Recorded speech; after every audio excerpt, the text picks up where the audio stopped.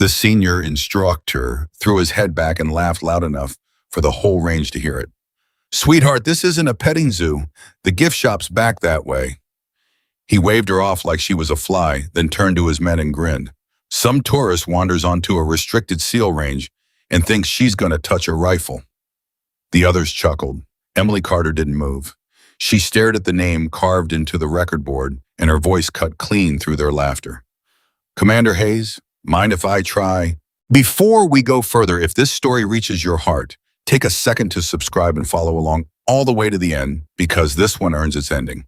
And do me one small favor. Drop the name of the city you're watching from in the comments so I can see just how far this story of an impossible daughter and an old warrior's broken promise has traveled around the world. Now let's begin. The laughter didn't stop right away. That was the thing that told Emily Carter everything she needed to know about the men standing in front of her. When people are certain of something, they don't rush to defend it. They just laugh easy and slow, the way you laugh at a child who says she's going to fly to the moon. So she let them laugh. She had waited her whole life for this morning. She could wait a few seconds longer. The senior instructor, a barrel-chested man named Chief Reyes, wiped an imaginary tear from his eye. Commander Hayes, he called out over his shoulder, still smiling. You hearing this? Civilian gal in blue jeans wants to shoot the board. 50 feet away, standing near the spotting scopes with a coffee going cold in his hand, retired. Commander Daniel Hayes did not laugh. He hadn't heard the girl's request. What he'd heard was the name. She'd said her own name a moment before when the gate guard radioed up asking what to do with the visitor who wouldn't leave. Carter. And something in Daniel's chest had gone very still, the way the air goes still right before weather turns. Send her back, Reyes said, turning to the two younger instructors. Nice and polite. We got a live fire eval in 20. I'm not lost, Emily said. Her voice wasn't loud. That was what made the men glance at her again. She wasn't pleading and she wasn't nervous. She spoke like someone reading a fact off a page. I came 4,000 miles to be exactly where I'm standing, she said. I know exactly whose range this is. I know exactly what that board is. And I'm asking the man whose name is on top of it for permission, not you. Reyes' smile flattened by a degree. He wasn't used to being talked past. Ma'am, I don't know who let you through that gate, but this is the Naval Special Warfare Sniper Course. There are men who train 4 years to touch what you're looking at. You don't get to walk in off a Tuesday and audition. I know how long they train, Emily said. I've been training longer. That got a real laugh out of the younger one, a kid named Dawes with a sunburned neck.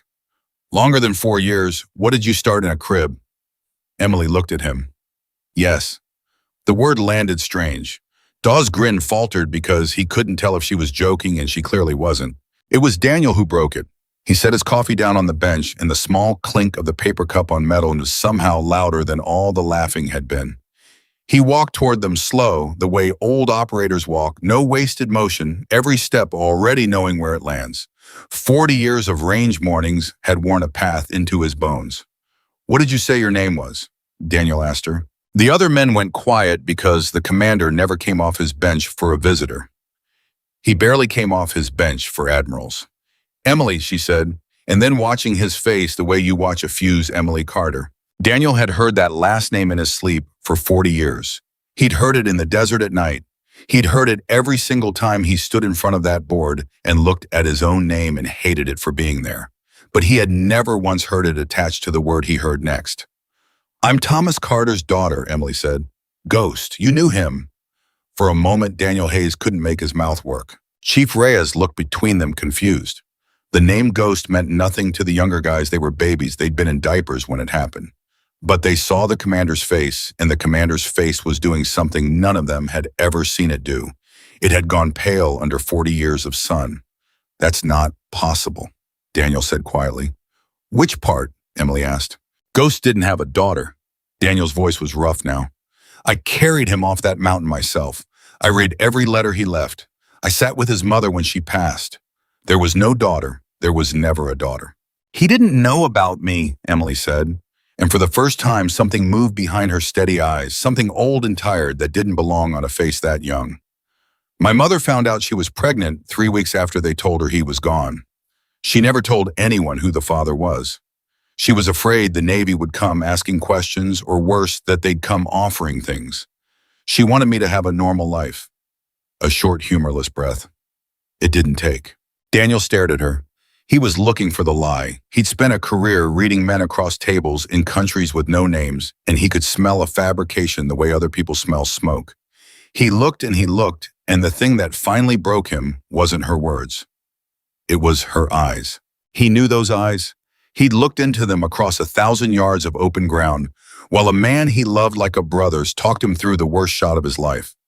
Same color, same unnerving flatness right before the trigger. Ghost had a way of going still that scared even the men who fought beside him, a stillness like the surface of deep water, and Daniel was watching that exact stillness stand in front of him in blue jeans. "My God," he said. It came out almost like a prayer. Reyes cleared his throat. "Commander, respectfully, anybody can walk in, claiming to be somebody's kid. We should call this up the chain, not stand here having a moment." "She's not lying," Daniel said, without looking away from her. "You don't know that?" "I knew her father better than I knew my own brother," Daniel said. "And I'm telling you, that's his blood standing there." He finally turned to Reyes, and his voice had steel back in it. "Stand your men down." Reyes didn't like it. You could see it in the set of his jaw.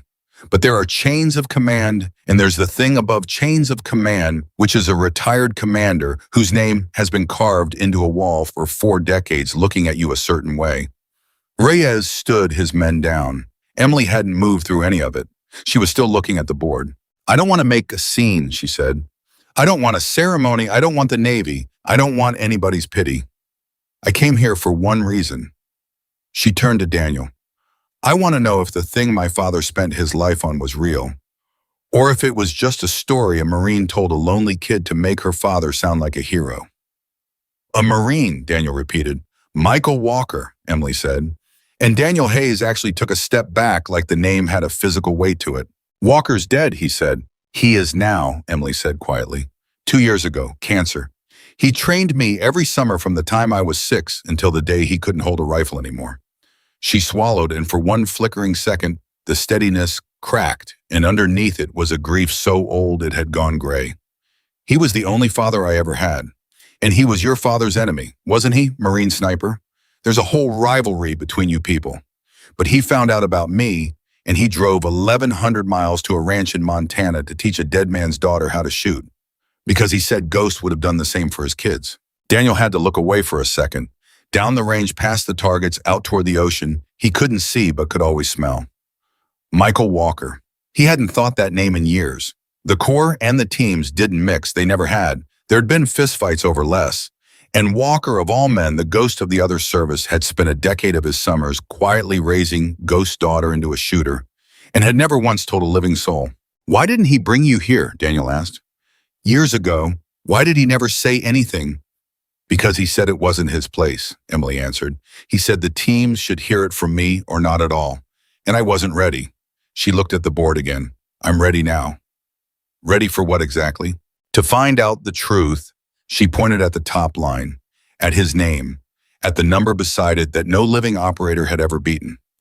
"That's my father's real record, not the one on the wall. The one nobody knows about," Walker told me. He said in 1983, before the operation, my father shot a number on this exact range that would have owned that board for 100 years. And they never wrote it down because 3 weeks later, he was dead, and a dead man's practice score doesn't go on the wall. Her jaw tightened. "They gave the record to the man who came second. They gave it to you." The range had gone very quiet. Even Reyes was listening now. "That's not how it happened," Daniel said, and his voice was strange. "Then how did it happen?" And here Daniel Hayes stopped, because he had spent 40 years never telling anyone the answer to that question. He'd let them carve his name up there. He'd let 3 generations of the finest snipers the country ever produced break themselves against a number, never knowing the truth of where that number came from. He'd carried it the way he carried everything, silently, because the alternative was worse. "Let me shoot," Emily said before he could speak. "One shot. If I miss, I'll walk out that gate, and you'll never see me again. And you can keep your record and your silence, and I'll go home knowing my father was just a story. But if I hit it," she let that hang. "If a girl in blue jeans who never met her father hits a plate these men can't hit, then maybe you'll tell me the thing you've been holding for 40 years. Reyes let out a breath. Commander, you cannot seriously be considering. Chief, Daniel said in a voice that ended the conversation. Get her a rifle. You could have heard a shell casing drop. Sir, get her a rifle. Daniel turned to Emily. The far plate, the one at the end. My name's on that board because of a shot at that plate. You want the truth, you earn the right to it. You put steel on that plate cold, no ciders, no warm-up first round, and I'll tell you everything I've never told anyone. Dawes, the sunburned kid, actually laughed again, though it came out nervous this time. Sir, that plate's 900 yards. In this crosswind, cold bore, guys who've been here 2 years chip their teeth on that plate. I know what's on that plate, Daniel said. I've been staring at it since before your mother was born. He looked at Emily. So has she, apparently, just from a lot farther away. They brought her a rifle. It wasn't a gift. Daniel watched to make sure of that. Reyes handed it over the way you hand a loaded weapon to someone you expect to embarrass themselves, holding it a beat too long, waiting for her to fumble. To hold it wrong, to reveal in one clumsy motion that this was all a delusion. Emily took the rifle the way you take a sleeping child from someone's arms. That was the first thing Daniel noticed. It stopped the breath in his throat. She didn't grip it, she received it. She let the weight settle into her, the way Walker must have taught her, the way Ghost used to do it, cradling the thing not like a tool and not like a toy, but like a responsibility that could take a life if she was careless with it for even 1 second. Her hands knew the rifle before her eyes did. She's held one before, Reyes admitted grudgingly under his breath. She's held 10,000 before, Daniel murmured. Emily went down behind it. Not fast, there was no showing off in her. She built her position the way a mason lays a first stone, checking everything filling to the ground under her elbows, settling her cheek to the stock, and then coming off it and settling again until it was exactly right. The men who'd been laughing 5 minutes ago drifted closer without meaning to. Wind, she said, not a question. She was talking to herself. Left to right, Dawes offered, forgetting he was supposed to be against her. 8, maybe 10 gusting. 9, Emily said. Steady 9 with a spike every 4th breath. There's a spike coming. She waited. Down the range, the flags twitched, jumped, and settled. There. She'd called it 2 seconds before it happened. Daniel felt the hair stand up on his arms. How does she? Reyes started. Quiet, Daniel said. Emily lay very still. Her finger wasn't on the trigger. That was another thing Daniel clocked, another fingerprint of a real education. Amateurs go to the trigger too soon, and their whole hand tenses around the coming noise. She kept her finger off it, breathing slow, letting her heartbeat come down, waiting for the exact valley between the 2 beats where a great shot lives. And in that silence, she spoke. He talked to me, you know, she said. My father, through Walker. Her voice was barely above the wind. Walker memorized things Ghost used to say on the range, and he'd feed them to me one at a time like medicine, so I'd have a piece of my dad in my own head. You want to know what my father used to say? Commander, right before a shot like this. Daniel found he couldn't answer. His throat had closed. He'd say, don't shoot a target, Emily whispered. Shoot the moment the target lives in. The plate's not moving. The world is. Find the still part of the world and put your round through it. And Daniel Hayes went cold to his boots because that was word for word, breath for breath, exactly what Ghost used to say. He'd never told a soul. He'd never even written it down. It had died with him on that mountain, or so Daniel had believed for 40 years. And now it was coming out of the mouth of a girl who'd been born after her father was already in the ground. Walker, Daniel breathed. You beautiful jarhead son of a gun. You saved every word. He saved all of it, Emily said, so I could give it back. The wind dropped into its valley. Emily's finger found the trigger. She didn't jerk it. She didn't slap it. She pressed it the way you press a bruise you want to remember, slow and certain, and the rifle went off before any of them were ready for it, a hard, flat crack that rolled out over the range and echoed off the far berm. For a moment, there was nothing. The bullet was in the air. 900 yards is a long way for a piece of copper and lead to travel.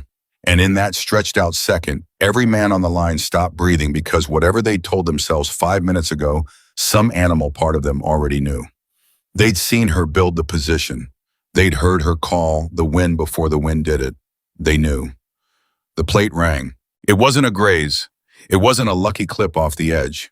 It was the sound of a round striking dead center of a steel plate at 900 yards, a clean bell tone that came rolling back up the range and hit the men on the line like a slap. Dawes actually took a step backward. Reyes said a word under his breath that men don't usually say in front of a lady. Emily didn't move. She stayed behind the rifle cheek on the stock, eyes still open, watching the plate rock gently on its chain, the way a great shooter always watches, confirming the hit with her own eyes instead of celebrating it. Then slowly she came off the gun. She sat up. She looked at Daniel. She wasn't smiling. "That's one shot," she said quietly. "You said if I hit it, you'd tell me the truth. So tell me, Commander." Her voice didn't waver. "Was my father the best you ever saw? Or was that just a story?" And Daniel Hayes retired, commander holder of a record no man had beaten. In 40 years felt something break open in his chest that had been sealed shut since 1983.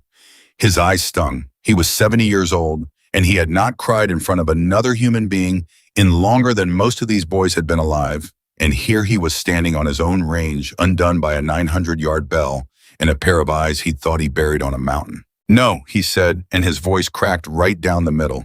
"It wasn't a story." Reyes had gone completely silent. The younger men were staring at Emily like she'd walked out of the ocean. "Your father," Daniel said, and he had to stop and start again. "Your father was the best I ever saw. The best anyone ever saw. And that number up there." He pointed at his own name on the board, and now his hand was shaking. "That number's a lie. That was never my shot." Emily went very still. "What?" "It was his," Daniel said. "That record is your father's shot. He fired it 3 days before the operation. I was his spotter. I called the wind, he sent the round, and it was the single most perfect thing I ever witnessed a human being do.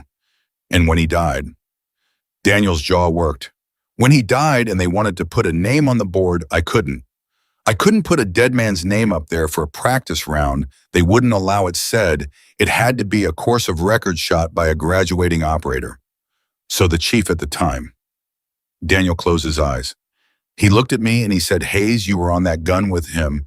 You were the second set of hands on that shot." And he put my name up. And I lit him because I couldn't stand to see that number disappear like your father disappeared. So I stole it. He opened his eyes and they were wet and old and full of 40 years. "I've been standing guard over your father's record for 4 decades and letting men think it was mine. And I have hated myself every single morning of it." The range was so quiet you could hear the ocean. Emily stood up.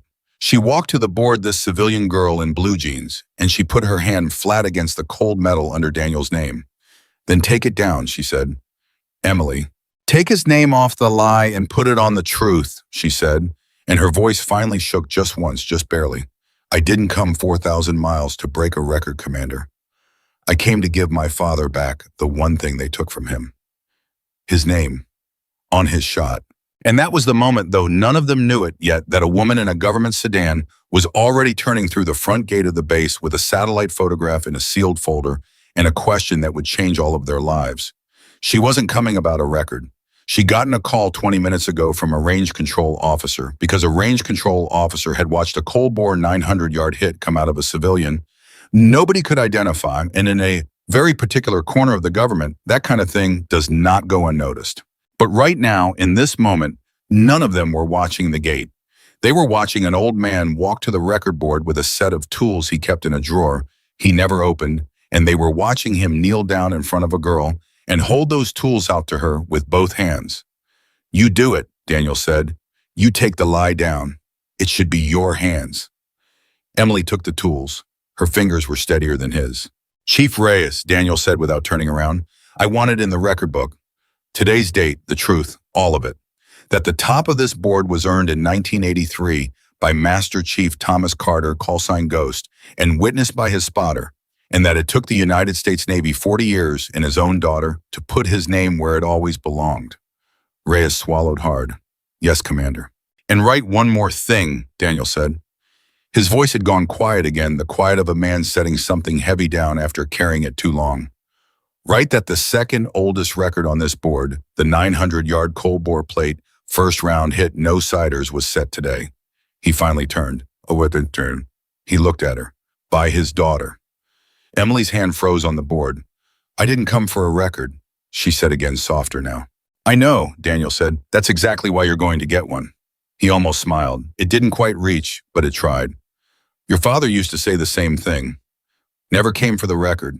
It just followed him around like guess it runs in the blood. Emily turned back to the board.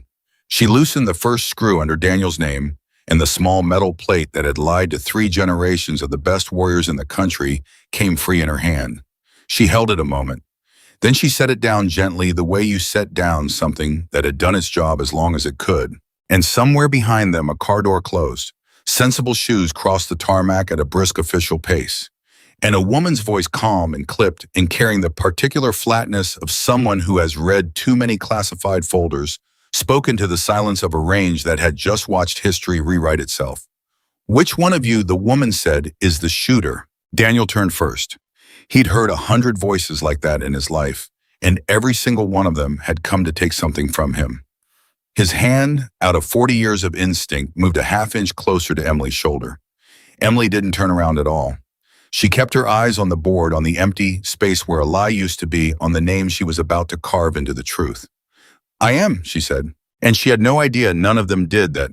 The answer she'd just given would carry her off this range and across an ocean into the mountains of a country where her father's story had ended 40 years before. She thought she'd come to the end of something. She'd come to the beginning. The woman's name was Rebecca Morgan, though she didn't offer it right away. She let the silence stretch first the way people do when they're used to silence working for them, and she looked at Emily's back like she was reading a page only she could see. You're the shooter, Rebecca said again. Not a question this time. I already answered that, Emily said. She still hadn't turned around. She had the small metal nameplate in one hand and the fresh, blank one in the other, and she wasn't going to put down either one for a stranger in a government sedan. You want to watch me put a name on a board, you're welcome to. Otherwise, I'm busy. Daniel took a step, putting himself half in front of Emily without seeming to decide to do it. 40 years of instinct, don't ask permission. Ma'am, this is a closed range. I don't know how you got through the gate, but whatever you're selling, this isn't the day. I didn't get through the gate, Rebecca said. The gate opened for me. She reached into her jacket slow, the way you move when you know men on a range are watching your hands, and she produced a laminated card and held it up. Reyes leaned in to read it, and whatever was on it made his jaw tighten. Commander, Reyes said quietly, she's real. That's a real one. They're always real, Daniel said. That's the problem with them. Rebecca almost smiled. You must be Hayes. Walker told me you'd be exactly this pleasant. And that stopped Daniel cold because Walker had been dead for 2 years, and there was no earthly reason a government officer should have his name in her mouth. You don't get to say that name, Daniel said. Not to me. He spoke very highly of you, Rebecca said, which from a Marine talking about a SEAL I understand is roughly the equivalent of a marriage proposal. Nobody laughed. She hadn't expected them to. Emily finally turned around. She'd set the blank plate down on the base of the board careful, and she came around slow with her father's old lie still in her hand, and she looked at Rebecca's Morgan the way she'd looked at the men who laughed at her 20 minutes ago. Reading, not reacting. You knew Walker, Emily said. I knew Walker for 11 years, Rebecca said. I ran 3 operations he shot for before his hands went bad. He was the finest field marksman I ever worked with, and he never shut up about a kid in Montana he was training. Never gave me a name. Never gave me a location. Said if I ever went looking for you, he'd put a round through my tires and make me walk home. Her eyes moved over Emily's face slow, and something in the official flatness cracked just a hairline. But he described your shooting to me one time, down to the way you build a position. And I just watched a civilian put a cold bore round through the center of a 900-yard plate in a gusting crosswind, first try no-sighters. Rebecca's voice went quiet. So I don't need a name. I already know who you are. You're the shot he was building for 20 years. The range had gone very still again. Daniel didn't like the shape of this. He'd sat across too many tables from too many people who used a dead man's name like a key, and he knew what came after the key. The door. And behind the door always a mission. Whatever you came here to ask her, Daniel said, the answer's no. I haven't asked anything yet. I've been where you're standing, Daniel said. On the other side of it, 40 years ago, I watched a man in a suit walk onto a range and tell my best friend he was the only one who could make an impossible shot. And 3 weeks later, I carried that man off a mountain in 3 pieces. His voice didn't rise. It got lower and lower was worse. So no, whatever it is, no. Rebecca held his eyes for a long moment. You think I don't know that story, Commander, she said. You think I picked her name out of a hat? She reached into her jacket again, and this time what she came out with wasn't a card. It was a folder sealed gray with a red band across it in a string tie, and she held it in both hands like it was heavier than it looked. I'm not here in spite of what happened to Thomas Carter. I'm here because of it. Emily went very still. What did you say? Emily's voice had changed. The steadiness was still there, but something under it had come alive, something that had been waiting her whole life for exactly this. I said, Rebecca answered, that the reason I'm standing on this range on this particular morning has everything to do with the man whose name you're about to put on that board. She looked at the folder in her hands and back up. But not here, not in the open. There are 11 men on this line, and I trust maybe 2 of them. No offense, Chief. Some taken, Reyes muttered. Commander Hayes, Rebecca said. There's an office in Building 4. I'd like 10 minutes. You, me, and her. That's all I'm asking for. 10 minutes. If at the end of it you still want to throw me off your range, I'll go and you'll never see me again, and you can spend the rest of your life wondering what was in this folder. She let that sit. But I don't think you can do that. I think you've spent 40 years wondering about exactly one thing, and I think I'm the first person who ever walked onto this range who might be able to answer it.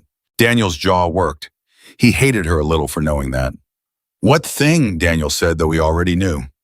Rebecca's voice was gentle when she said it, which somehow made it land harder. How Thomas Carter died, Commander, she said. The real version, not the one in the after-action report. The one they buried. The plate in Emily's hand hit the ground. It just slipped out of her fingers and clattered on the concrete, and Emily didn't even look down at it. She was staring at Rebecca Morgan like the woman had reached into her chest and grabbed hold of something. There's a real version, Emily said. It wasn't a question either. There's always a real version, Rebecca said. 10 minutes, that's all. Daniel looked at Emily. He'd known this girl for less than half an hour, and already he felt the terrible weight of standing between her and something. Ghost had trusted him to have his back, and he'd failed at that in the worst possible way on a mountain 40 years ago. And here was the man's daughter, and here was a folder, and Daniel understood in his gut that whatever was in that folder was going to take her away from him, just like the last folder took her father.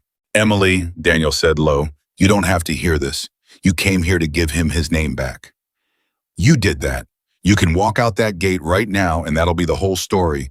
And it'll be a good one, and you can go home. Emily looked at him, and there it was again, that flat, deep water stillness. Ghost stillness, the thing that had scared grown men in the field. You know I can't do that, she said quietly. Daniel closed his eyes for a second. Yeah, he said, I know. Building 4 was cold in the way government buildings are always cold, and the office Rebecca led them to had no windows and a table with too many chairs, and she waited until the door was shut and Reyes was standing guard outside it before she put the folder down on the table. Before I open this, Rebecca said, I need you both to understand something. What's in here is real. It's also going to hurt. And once you know it, you can't unknow it, and you may spend the rest of your lives wishing you'd walked out that gate. She looked at Emily. So this is the last time I'll ask. Do you want the truth about your father, even if the truth is worse than the story? The story is a Marine's memories filtered through a grieving little girl, Emily said. I've had the story my whole life. I want the thing that's actually true, even if it's ugly, especially if it's ugly. Her hands were flat on the table, steady. Open it. Rebecca undid the string tie. The first thing she took out was a photograph, and she slid it across the table to Daniel, and Daniel picked it up and went absolutely gray. It was a face. An older face hard with a scar through one eyebrow and eyes like a closed door, and Daniel stared at it for a long time before he could speak. No, Daniel said. Yes, Rebecca said. He's dead. We put him down. In '84, the follow-up op, we got him. You got a body, Rebecca said. You got a man who was the right height and the right build and had the right documents on him. What you didn't get was confirmation, because the strike that killed him also erased his face, and the man who was supposed to make the identification was under so much pressure to close the book on your friend's death that he signed off on a corpse that couldn't be checked. She tapped the photo. That man is alive. That photograph was taken 11 days ago. He's 68 years old now, and he's sitting on a mountain in a country where we're not supposed to be, and he's got 2 American citizens in a room with no windows. Emily reached over and took the photo from Daniel's frozen hand. She looked at it. Who is he? Ask him, Rebecca said, nodding at Daniel. Daniel's voice, when it came, was barely his own. His name is Karim Nazari, he said. Back then we called him the broker. He wasn't a fighter, he was worse. He was the man who sold information to whoever paid. He sold the movements of our teams to the people who wanted us dead. And in 1983, Daniel had to stop. In 83, he sold the route, our route, the one that put your father on that mountain. He's the reason there was an ambush waiting where there shouldn't have been one. He's the reason Ghost. Daniel couldn't finish it. He's the reason my father is dead, Emily said flatly. He's the reason your father is dead, Rebecca confirmed. And for 40 years, the official record says he died in a strike in 1984, which meant the case was closed, which meant nobody was looking, which is exactly how he wanted it. He spent 4 decades being a dead man, and dead men can do a great deal of business without anyone watching.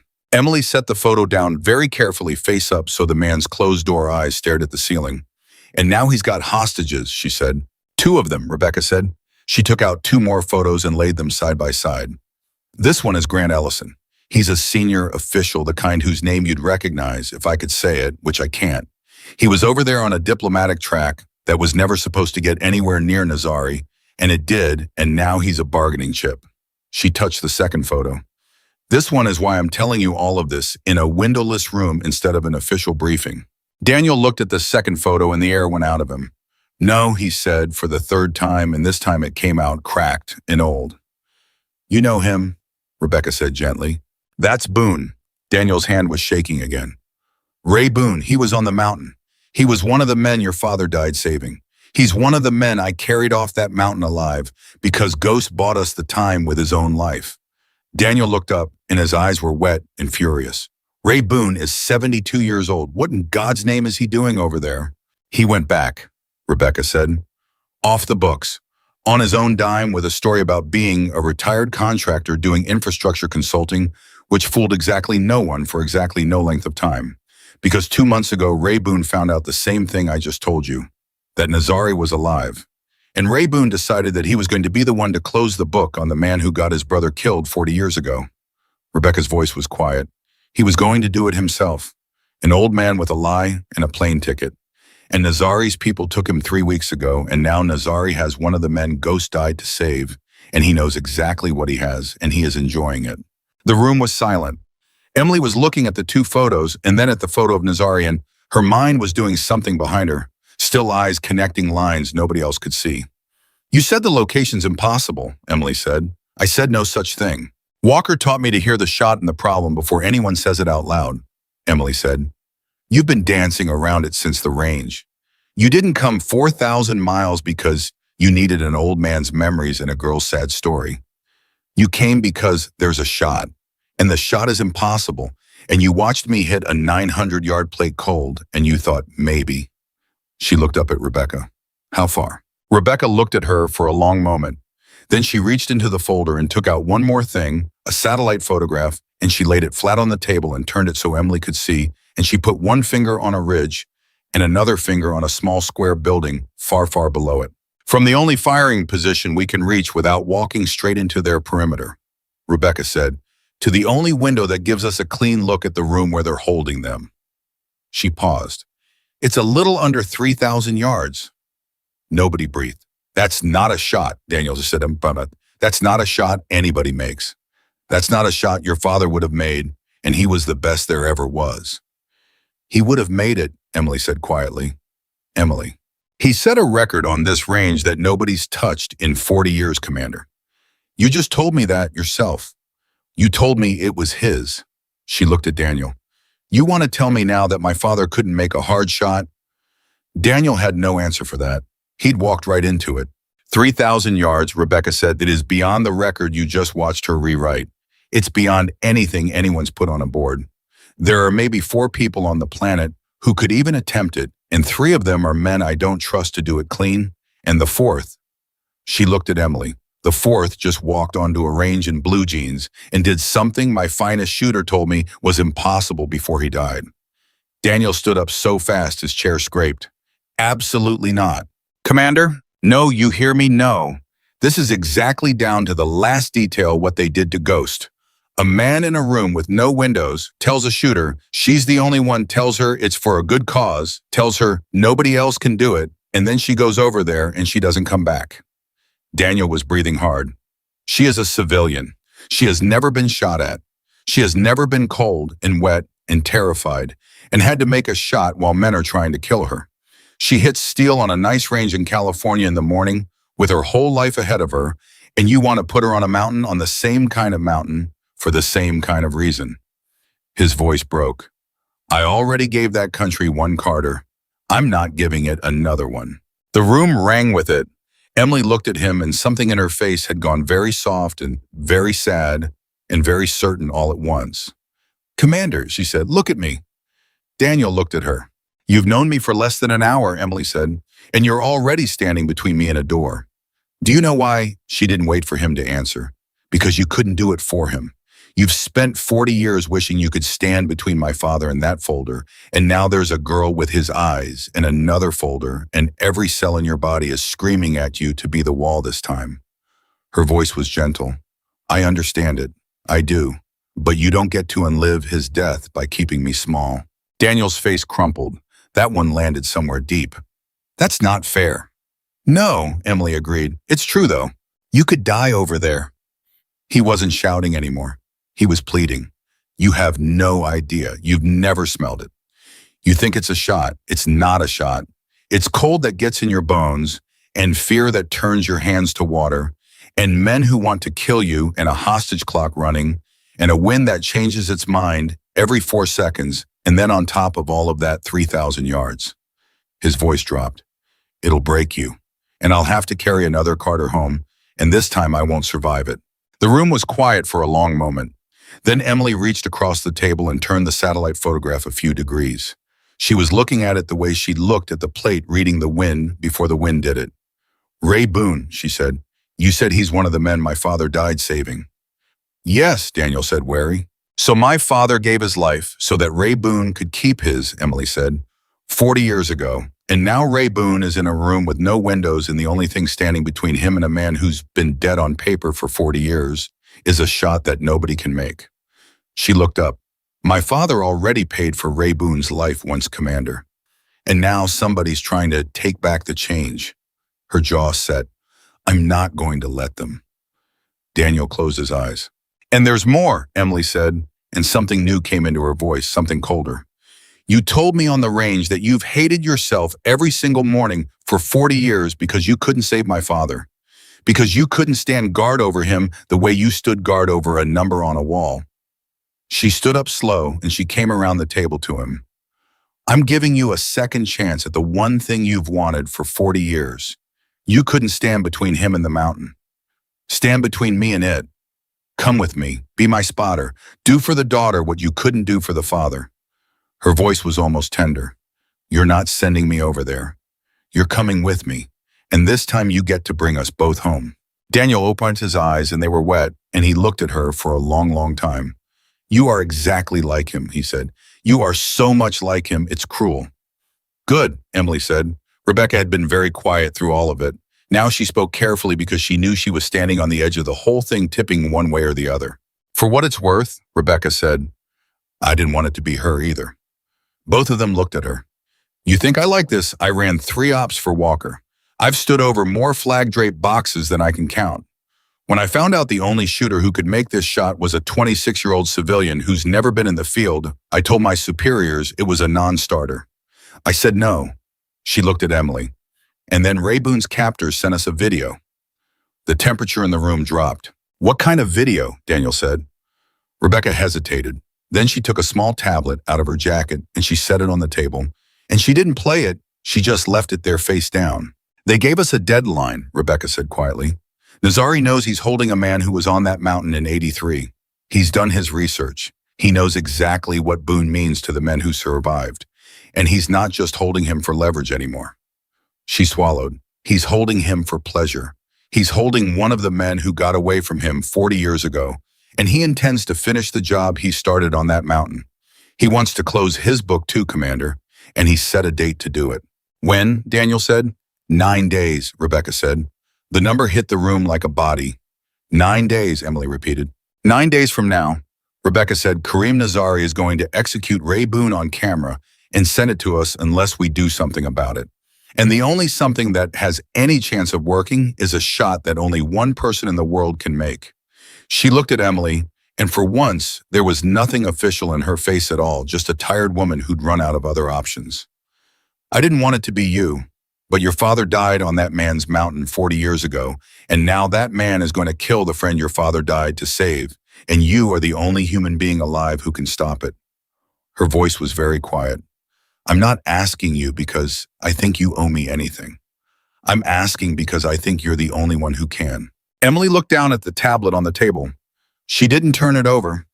She didn't need to. You said he sent a video, Emily said. Show me one thing, not the whole thing. One thing, she looked up. Show me Ray Boone's face. Rebecca hesitated. Then she turned the tablet over, tapped it once, and held it up, and she covered the bottom of the frame with her hand, so all Emily could see was the top. So all Emily could see was a face. And Emily looked at the face of the old man. Her father had died to save 40 years, and one folder ago, and something in her expression closed like a fist. He's got my father's watch, Emily said suddenly. Daniel jerked. What? On the video, on his wrist. Emily pointed, and Daniel leaned in, and Rebecca turned the tablet, and there it was, an old steel dive watch on the wrist of a captured 72-year-old man, and Daniel made it sound like he'd been hit. That's Ghost's watch, Daniel whispered. Boone kept it. All these years, he kept your father's watch. And he wore it back to the mountain, Emily said. Her voice was shaking now, finally, after holding steady through all of it, the composure cracking right down the middle. He wore my father's watch back to the place my father died, to try to finish it himself, and now the man who killed my father has it on the wrist of a man he's about to kill. She set her jaw, and the shaking stopped, replaced by something much harder. Give me the folder. Emily, Daniel started.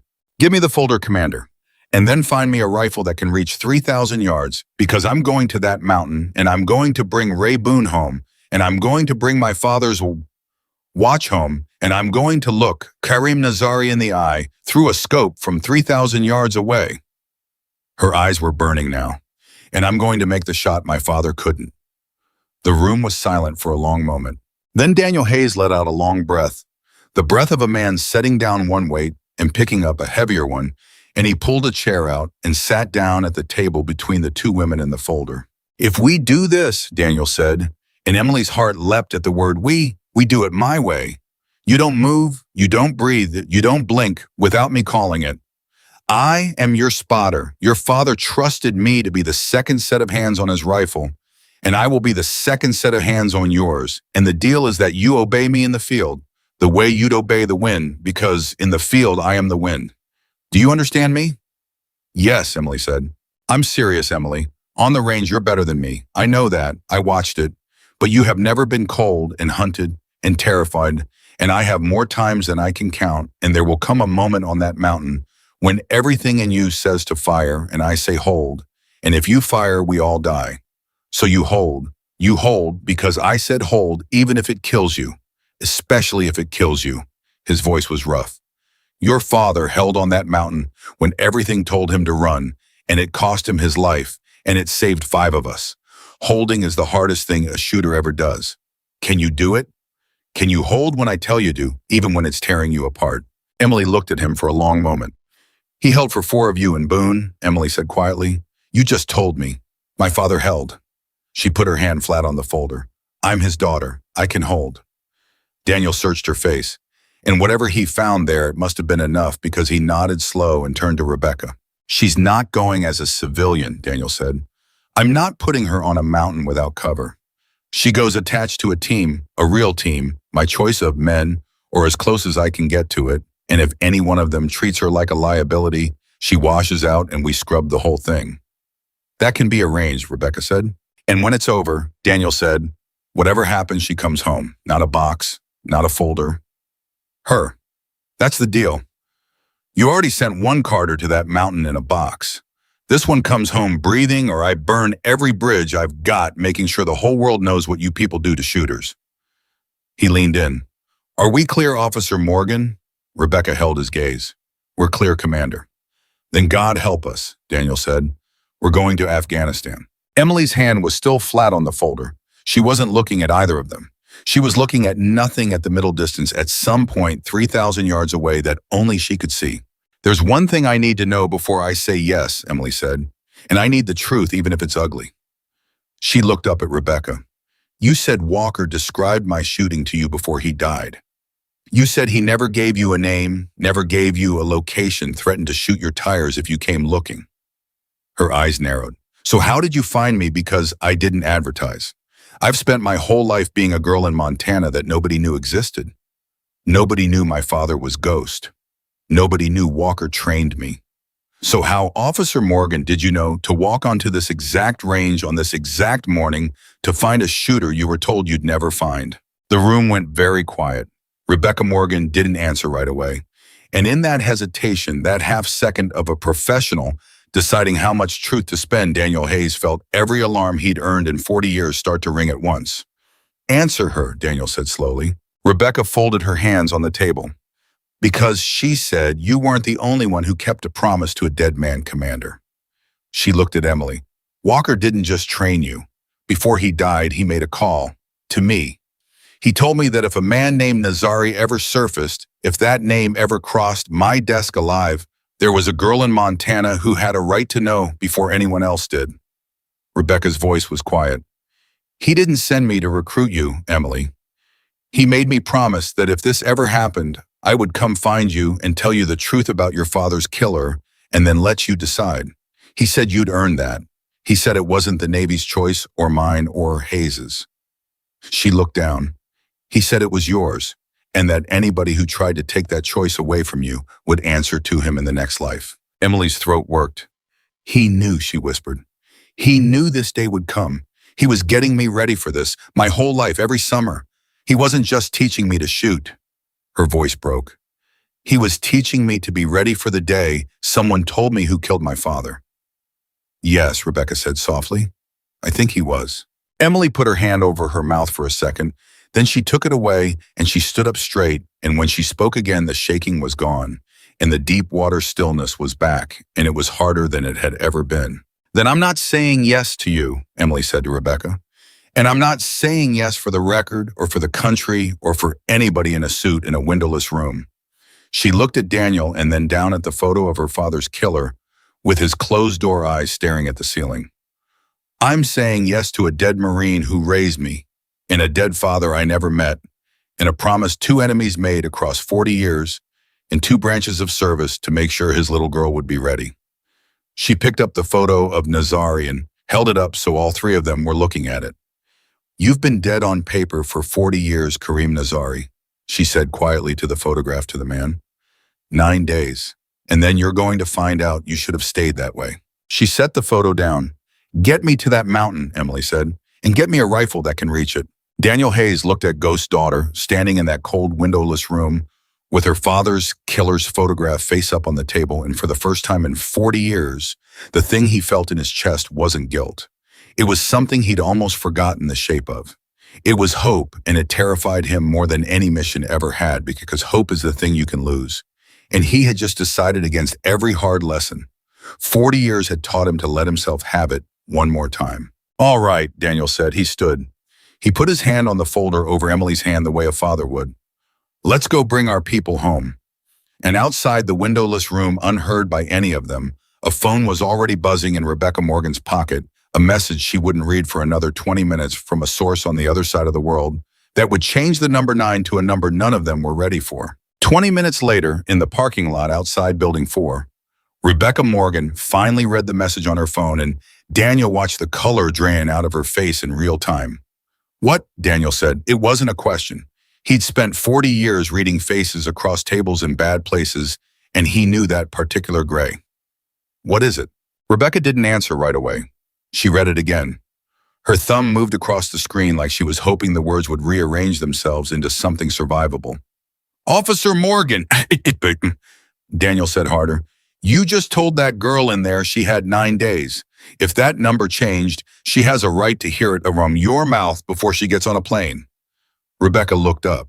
It's not 9 days anymore, she said quietly. Emily had gone very still by the car door. How many? She said. 4.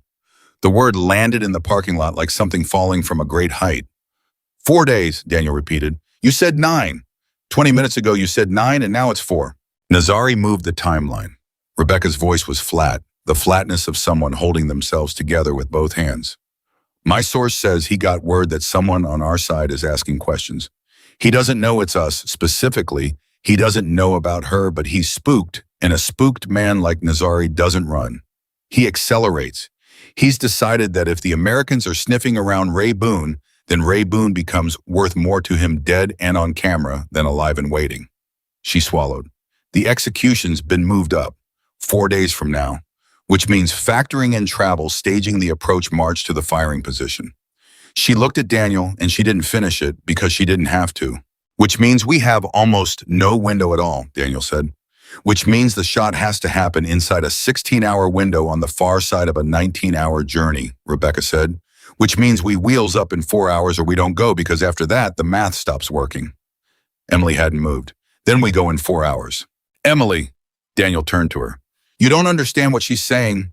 She's saying no acclimatization, no dry runs, no time to learn the position, no time to learn the rifle at that distance, no time to let your body adjust to the altitude before I ask it to be steady enough to thread a needle at 3,000 yards. She's saying we go from a range in California to a mountain in Afghanistan with almost nothing in between, and then you make the hardest shot in the history of the craft, cold, exhausted, oxygen-starved, on borrowed time. He turned back to Rebecca, furious. That's not a mission. That's a suicide run with a nice story attached. I know what it is, Rebecca said quietly. Then call it off.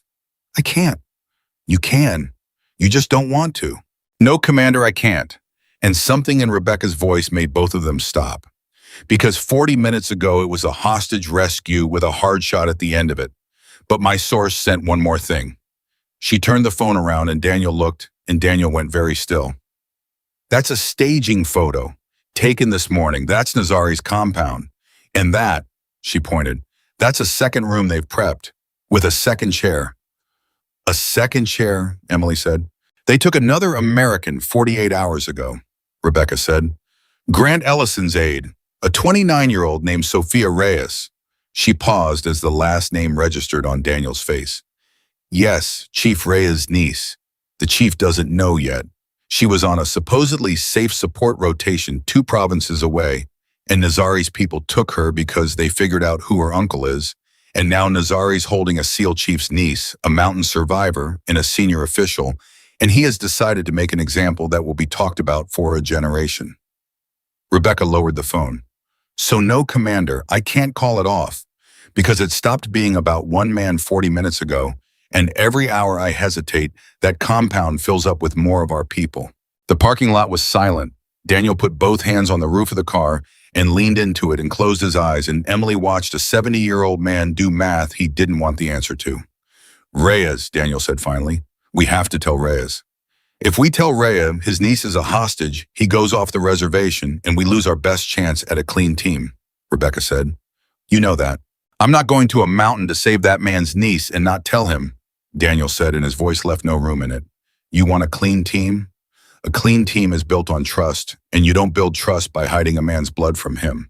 We tell Reyes, and then we let Reyes decide whether he can hold it together because he's earning that choice, and if you don't give it to him, you're no better than the men in the windowless rooms who never gave your father a choice. He looked at Emily when he said the last part, and she understood he was fighting 2 battles at once, the one in front of him and the one he'd lost 40 years ago. Rebecca held his eyes for a long moment. Then she nodded. Your call, Commander. But you tell him, and you do it fast. They told Reyes. It happened in the same windowless office, and it went about how Daniel expected, which is to say, it went badly before it went the only way it could. Reyes was a big man and a steady one, and Daniel watched all that steadiness come apart the moment Rebecca laid the photo of Sophia down on the table. And for one terrible minute, Reyes couldn't breathe, couldn't speak, just stared at his brother's daughter's face on a captured page, and Emily looked away, because some grief isn't meant to be watched. Sophia, Reyes said, and his voice was a stranger's.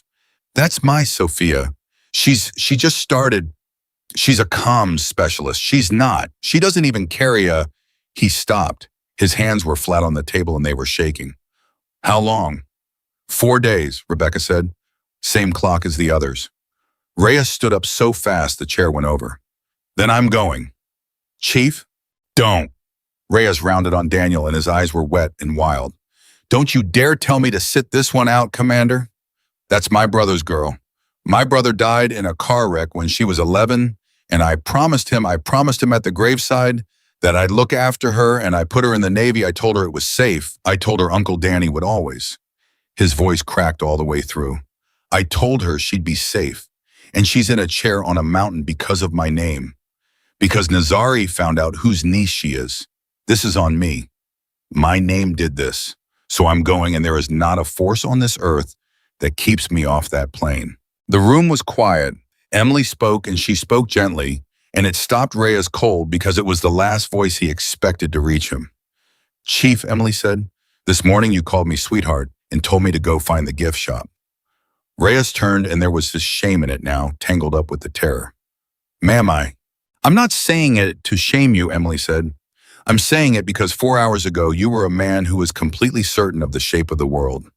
You knew who belonged on a range and who didn't.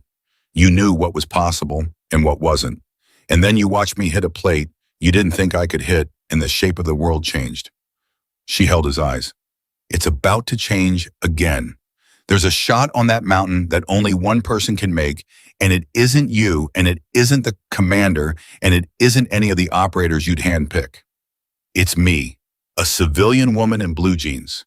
And the same certainty that made you laugh at me this morning is the certainty that wants you to charge onto that mountain like it's your fault in your fight alone. She took a breath. It's not. It's ours, and I need you clear, Chief. I don't need you angry. Angry gets your niece killed. I need you to be the steadiest man on that mountain. Because when I'm 3,000 yards out, with the whole thing coming apart, I'm going to need somebody exactly that steady watching my back. Can you be that? Or do I make this shot knowing the man next to me is a father who might get us all killed trying to run to his little girl? The room held its breath. Reyes looked at her for a long, long moment, and Daniel watched something happen on the chief's face that he'd seen maybe a dozen times in 40 years. The moment a man chooses to be bigger than his own grief because someone he can't afford to fail is asking him to. That's twice today you've made me feel like a fool, Reyes said hoarsely. Get used to it, Emily said. I'm told it runs in the family. And Reyes laughed one broken, wet, surprised bark of a laugh, and then he wiped his face with the back of his hand and stood up straight and picked his chair up off the floor. And when he set it back at the table, he was a different man than the one who'd knocked it over. All right, Reyes said. Tell me about the shot, and tell me what you need from me to make sure my niece and Boone and everybody else walks off that mountain breathing. He looked at Daniel. And Commander, I'm sorry about this morning. I'm sorry I laughed at Ghost's daughter. Ghost would have laughed with you, Daniel said quietly, right up until she picked up the rifle. Then he'd have shut up like the rest of us. The 4 hours went fast the way the last 4 hours before a thing you can't stop always go. There was a rifle to prepare, and it wasn't a range rifle. It was a purpose-built long gun in a caliber meant to stay supersonic past distances most shooters never dream of. And Daniel walked Emily through it in a hangar with the clock running, and he watched her hands learn it, and the way she learned it frightened him a little because she learned it the way water learns the shape of a container instantly and completely. You've shot this caliber before, Daniel said. Walker had one, Emily said, not looking up, her fingers moving over the action. We drove out to a dry lake bed in Nevada 2 summers when I was a teenager. He never told me why. He just said someday I might need to reach farther than a person should be able to reach, and he wanted my body to already know the recoil so it wouldn't surprise me when it mattered. She worked the bolt smooth and looked up. I understand now. He was building me for this, for a distance and a caliber I'd only need once. Daniel had to turn away for a second. That Marine, he said to the wall. That beautiful, secretive, stubborn Marine. He spent 20 years quietly getting you ready for a shot he wasn't even sure would ever exist. On the off chance. Just in case. He shook his head. Do you know what kind of love that is to spend 2 decades of your summers preparing a child for a moment that might never come and never tell her why, so you don't put the weight of it on her before she's ready to carry it? I know exactly what kind of love that is, Emily said quietly. It's the kind you don't get to thank the person for. Daniel didn't have an answer for that either. There was a team to assemble, and Rebecca pulled it together out of men who owed her and men who owed the mission, and 2 men who it turned out owed Ghost Carter a debt from 40 years back that they'd been waiting their whole lives to pay. One of them was an old operator named Vasquez Gray, as Steele now, and when he found out whose daughter Emily was, he went quiet for a full minute, and then he took her hand in both of his, and he said, "Your father pulled me out of a wadi in '82 with a round in his own shoulder. I've been alive 44 years I wasn't supposed to have. Every one of them is his. Whatever you need on that mountain, I'm already dead, so I've got nothing to lose spending it on you." And Emily, who had held steady through nearly everything, had to look away because the weight of her father's life kept arriving in these small, terrible gifts from strangers. And there was the thing nobody wanted to say out loud, which was that they were 4 hours from a flight, and Emily had never once fired past the range she'd conquered that morning. And 3,000 yards was a country she'd never visited, and there was no time to visit it before the day it had to be home. Daniel said it out loud anyway, because that was his job. "We can't test the shot," Daniel said. They were in the hangar, just the 2 of them, the rifle between them on the bench. "There's no range on Earth we can get to in the time we have that lets you send around 3,000 yards and watch where it lands, which means the first time you take that shot for real will be the first time you've ever taken it at all." He looked at her. "Your father at least had fired his record shot on the range before he went. He'd done the thing once in daylight with no one shooting at him. You won't have even that. You'll be doing something you've never done that almost no one has ever done for the first time in the dark, cold hunted with 3 lives on the trigger." His voice was very steady, which is how Daniel got when he was most afraid. "I need you to understand that, because if you understand it and you still get on that plane, then you're going in with your eyes open the way your father would have wanted. But if any part of you thinks this is like the range this morning, I need to kill that part right now." Emily was quiet for a moment. "Can I tell you something Walker told me?" she said, "that I've never told anyone. Yes. The last summer, before his hands got too bad to shoot, we were out at the lake bed and I made a shot I had no business making. Long, ugly wind, and I got cocky about it. I was 17 and I hit something I shouldn't have, and I whooped like a kid." She smiled a little sad, and Walker didn't say anything. He just packed up the truck and drove me home. And he didn't say a word the whole way 4 hours, and it drove me crazy. And when we pulled into the ranch, he finally turned to me and he said, "Emily, a great shot you got lucky on is more dangerous than a bad shot you missed clean, because the bad shot teaches you humility, and the lucky great shot teaches you that you're bigger than the wind. And nobody is bigger than the wind. Not you, not me, not your father. The wind killed better shooters than either of us will ever be." She looked at Daniel, and then he said the thing I think about every single day. He said, "The only shooters who make the impossible shot are the ones who've made complete peace with missing it, because the second you need to hit, your hands know it, and your need moves the barrel. You have to want it and be willing to lose it in the exact same breath." Daniel stared at her. He had to stop. "That's the truest thing anyone's ever said about the long shot. In 40 years, I never heard it put better." "He was a better teacher than he was a shooter," Emily said, "and he was one of the best shooters who ever lived." She looked down at the rifle. "So here's what I understand, Commander. I understand I've never made this shot. I understand I might miss it. And I understand that the only way I make it is if I get on that plane having already made peace with missing it, with Ray Boone dying, with Sophia dying, with my father's watch staying on that mountain forever, with every terrible thing I'm flying over there to prevent." Her voice was very quiet and very steady and very terrible.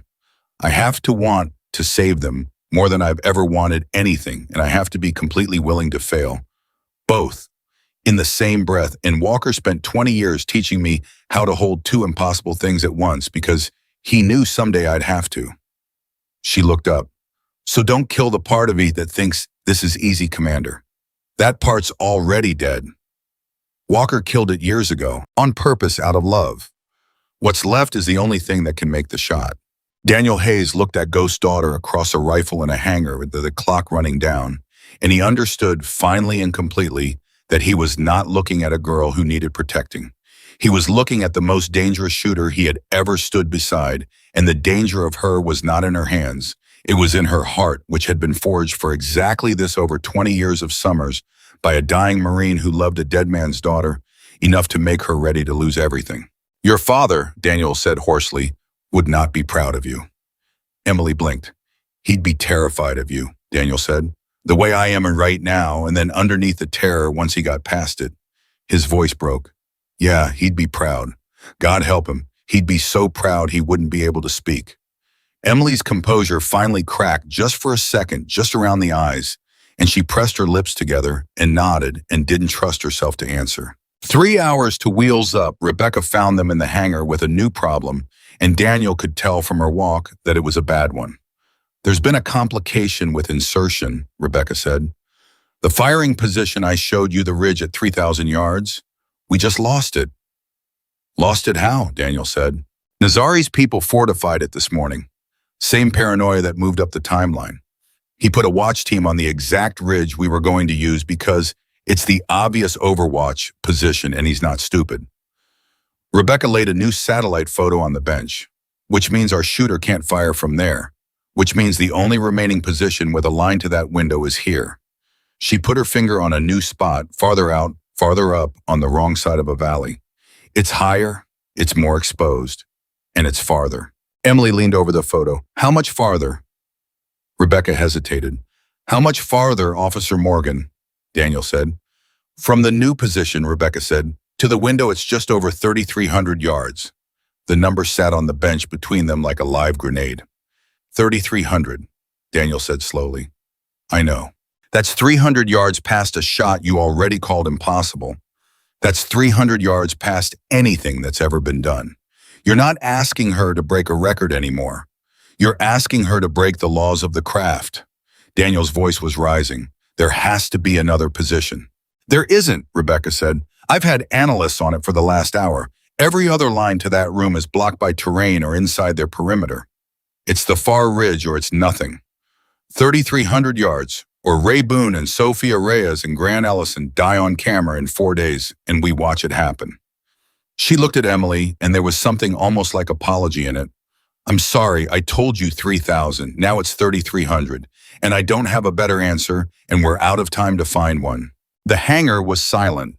Everyone was looking at Emily, and Emily was looking at the photograph at the new ridge at the window 3,300 yards below it, and Daniel watched her go into that deep water stillness. The ghost stillness, and he watched her do the math behind her eyes, the wind and the drop and the drift and the curve of the earth itself, which matters. At distances like that, the actual curvature of the planet becoming a variable in the shot. Emily, Daniel said quietly.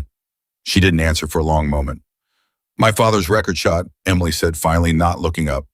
The one you told me about this morning. The one on the board. How far was it?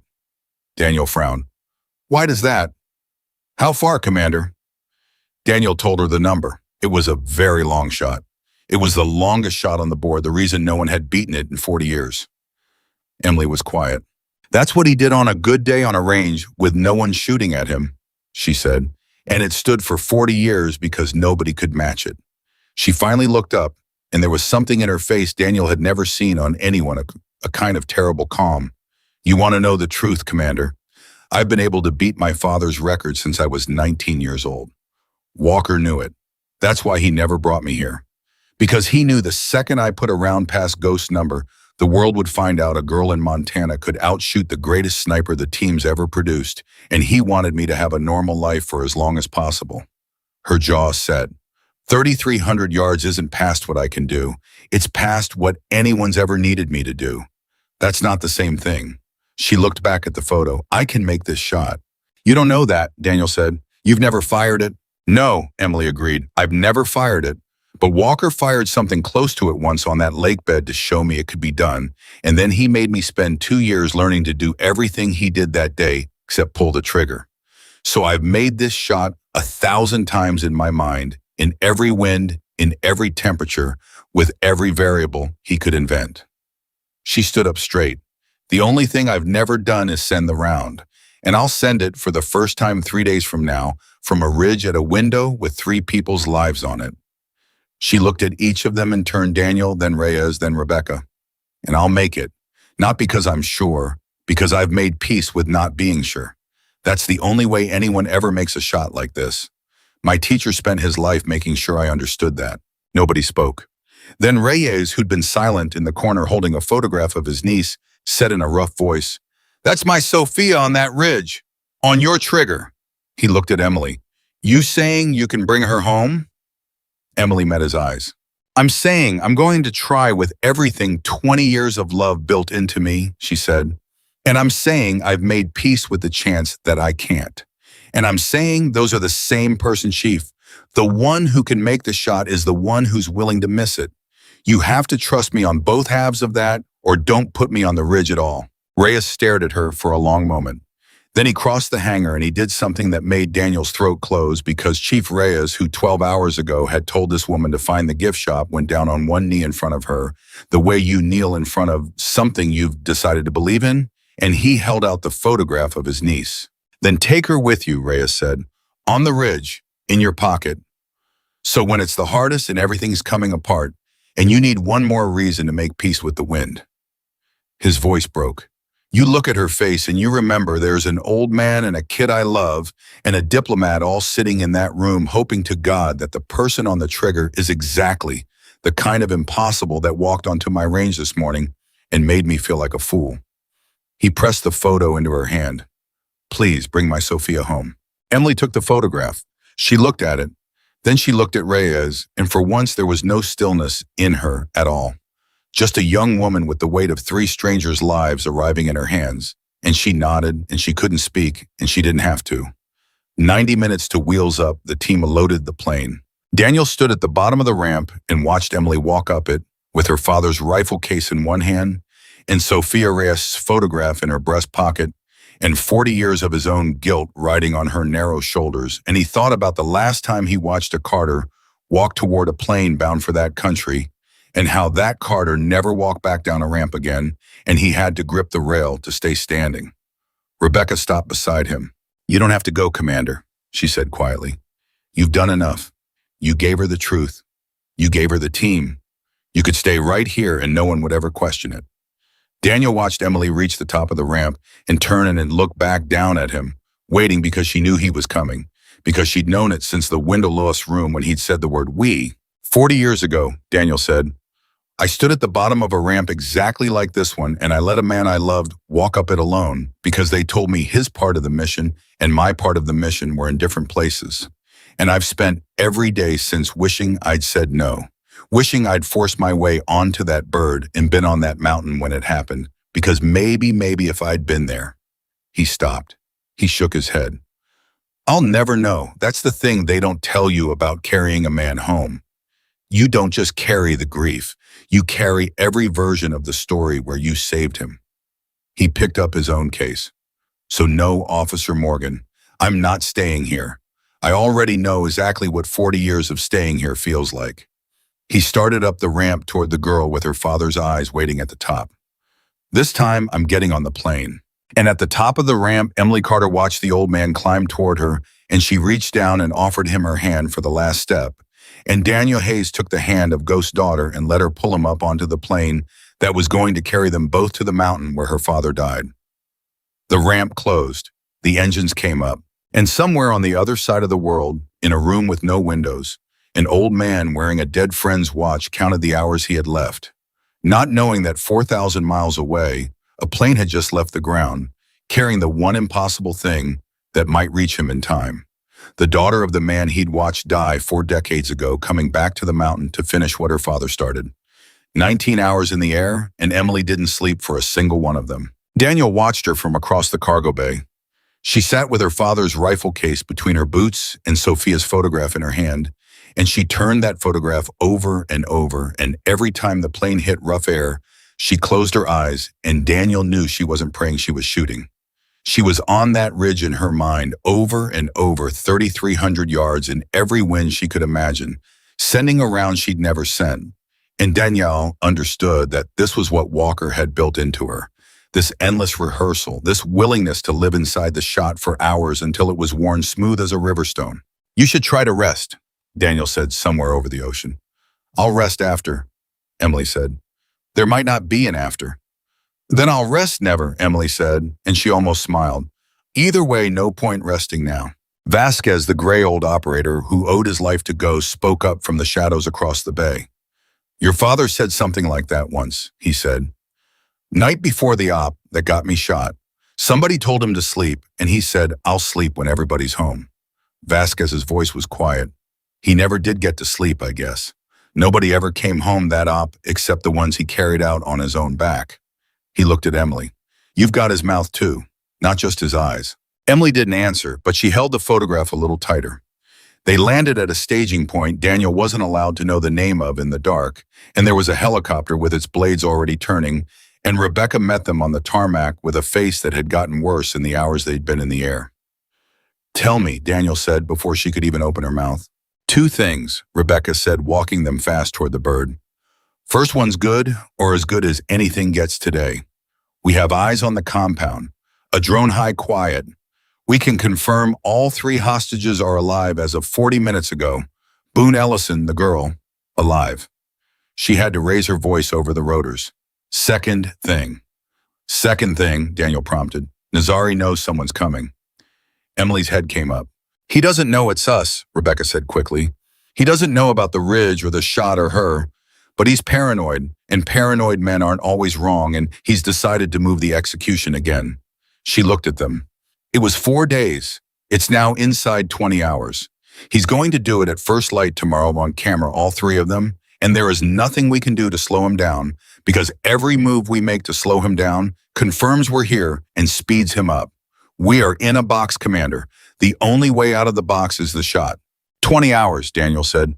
"The approach march to the new ridge alone is 14 hours in this terrain, moving at night, staying off Nazari's watch positions," Rebecca said, "which leaves you almost no margin. You have to be in position and set before first light, or you don't have a shot at all. You have a sunrise and 3 executions." She stopped at the door of the helicopter. "I can't come past here. This is where I hand it to you. Everything I have, everything Walker built, everything your father started 40 years ago, it all comes down to whether the 4 of you can walk 14 hours through the dark and put one person on a ridge steady enough to make a shot no one's ever made." She looked at Emily. "I'm sorry it's you, and I'm glad it's you. Both, in the same breath." She almost smiled. "You taught me that 20 hours ago. Now go make it true." The march was the thing Daniel had warned her about, and it was worse than he'd warned her. It was cold, the kind of cold that Emily had never felt on any range in Montana. A cold that got into the bones and stayed there, that made steady hands into a distant memory. It was steep and thin-aired, and every hour the altitude pressed down harder, and Daniel watched Emily's breathing change and knew her body was fighting for oxygen. It wasn't getting, and this was the body he was going to ask to be perfectly still in a handful of hours. "How you doing?" Daniel asked her 4 hours in low so the others couldn't hear. "My hands are shaking," Emily admitted. "That's the cold and the altitude." "I know what it is. I'm telling you because you said to tell you." Her breath came in white clouds. "Walker never let me shoot cold like this. Montana gets cold, but never like this, never with no air. I don't know what my body's going to do on that ridge, Commander Darrow.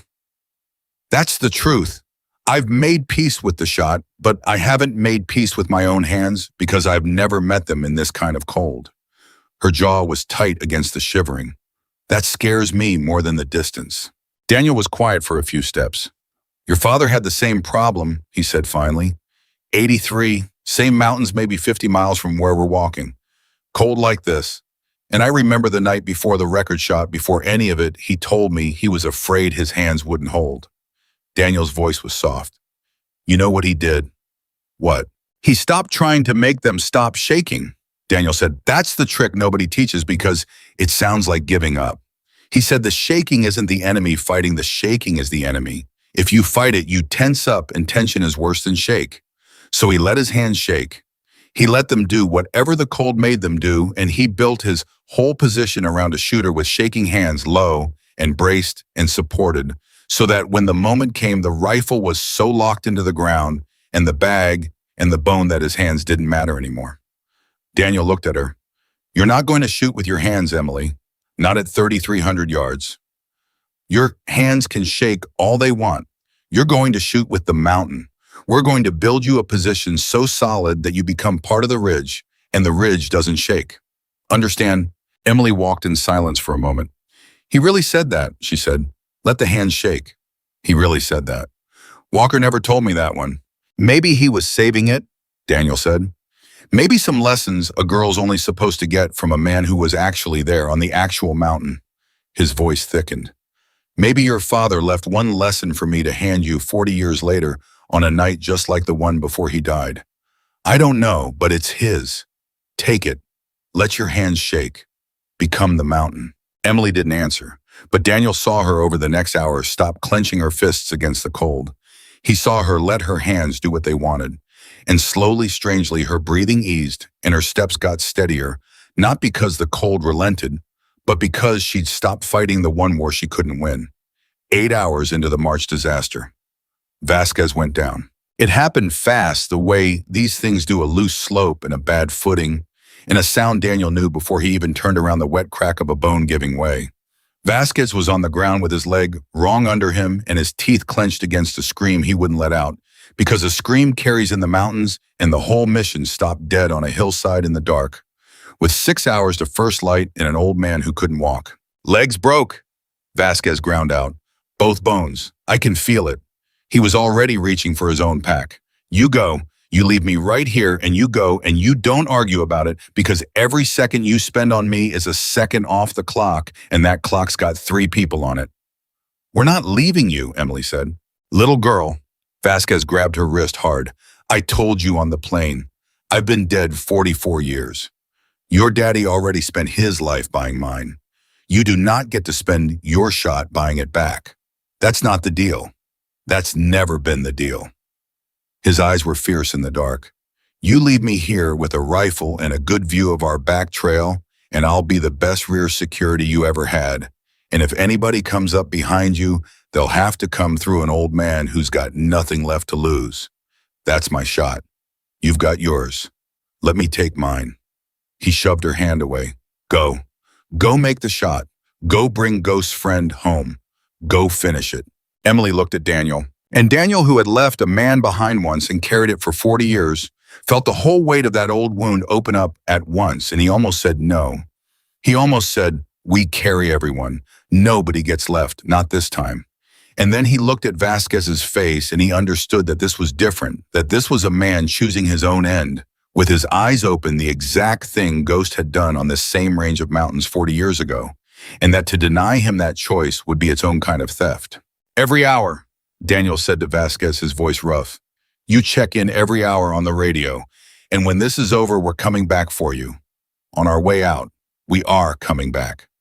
"Sure you are," Vasquez said, and they both knew what that meant on a mountain like this, and neither of them said it. "Now get off my hillside. You're blocking my field of fire." Emily knelt down next to the old man for 1 second. She didn't have time, and she took it anyway. "My father pulled you out of a wadi with a bullet in his shoulder," she said quietly. "You've had 44 years you weren't as supposed to have, and you're about to spend the last of them making sure I can make a shot." Her voice was very steady. "I'm going to make it, Vasquez. I'm going to make the shot my father would have made.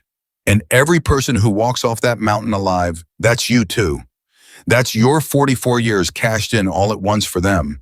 You understand you're not dying on a hillside, you're saving 3 people. Same as him, same as my father." Vasquez's fierce old face cracked just slightly. "Go on, Ghost's girl," he said hoarsely. "Go show 'em what your daddy made." They went on, 3 now where there had been 4, and behind them in the dark, an old man settled in against a rock with a rifle and a good view of the back trail, and made his peace and waited. 12 hours into the march, 2 hours to first light, they reached the ridge, and the ridge was wrong. Daniel saw it before Emily did, because Daniel had spent 40 years reading ground, and he stopped dead and put up a fist, and everyone froze. The firing position Rebecca had shown them, the ledge with the line to the window, it was there, but between the ledge and the drop-off at the very lip of the ridge was a problem that no satellite photo had shown because satellites look down and not across. The lip was crumbling, old rock frost shattered unstable. To get to the only spot with a clean line to that window, Emily would have to build her firing position on the edge of ground that might not hold the weight of a person lying prone and perfectly still for the time a shot like this required. "It won't hold," Daniel said, low and furious, mostly to himself. "Look at it. That whole lip's rotten. You lie down out there and settle in, and the vibration, the weight sometime in the next hour it goes, and you go with it 300 feet straight down." He turned to Emily. "We can't use this position." "There's no other line into the window," Reyes said. He was checking the angles and his voice was tight because his niece was in the room that window looked into. "I've been staring at this for 20 minutes, Commander. That lip is the only place on this whole ridge with a clean shot into that room. If she doesn't fire from there, she doesn't fire. Then she doesn't fire because I'm not putting her on rotten rock over a 300-foot drop." "Commander." "No, Chief. I made a promise. I promised Rebecca Morgan that this one comes home breathing. I promised myself. I have carried one Carter off a mountain, and I will not put the second one on ground I know is going to give out." Daniel's voice cracked with 40 years of it. "There has to be another way." "There isn't," Emily said quietly. Both men turned. Emily was lying down. She'd already done it while they argued, crawled out onto the rotten lip on her belly, spreading her weight the way you spread your weight on ice, and she was settling in behind the rifle at the very edge of the drop, and Daniel's heart stopped in his chest. "Emily, get off there. Get off there right now." "I can't, Commander." Her voice was calm, almost gentle. "This is the only line to the window. You know it. The Chief knows it. I've made my peace with a lot of things on this mountain, but I won't make peace with a sunrise where I could see the shot and didn't take it because the ground was scary." She was building her position as she spoke low and braced and supported, becoming part of the ridge exactly the way Daniel had taught her on the march. "You told me your father let his hands shake because fighting the shake was the enemy. Well, this rock is going to do what it's going to do, and fighting it, worrying about it, that's the enemy too. So I'm going to let the rock be the rock. And I'm going to become so still and so light and so much a part of this mountain that maybe it decides to hold me for one more hour." She looked up on him one time. "And if it doesn't, then it doesn't. But I'll have taken the shot first. That's the deal I made with myself 20 hours ago. The shooter who can make it is the one who's made peace with the fall." Daniel stood over her, and he was shaking now worse than she was, and it wasn't the cold. "I can't watch you do this," he whispered. "You're not watching me do this," Emily said. "You're my spotter. You're the second set of hands on the rifle the way you were.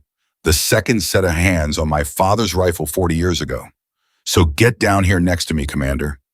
Lie down on this rotten rock beside Ghost's daughter, and let's find out together if it holds.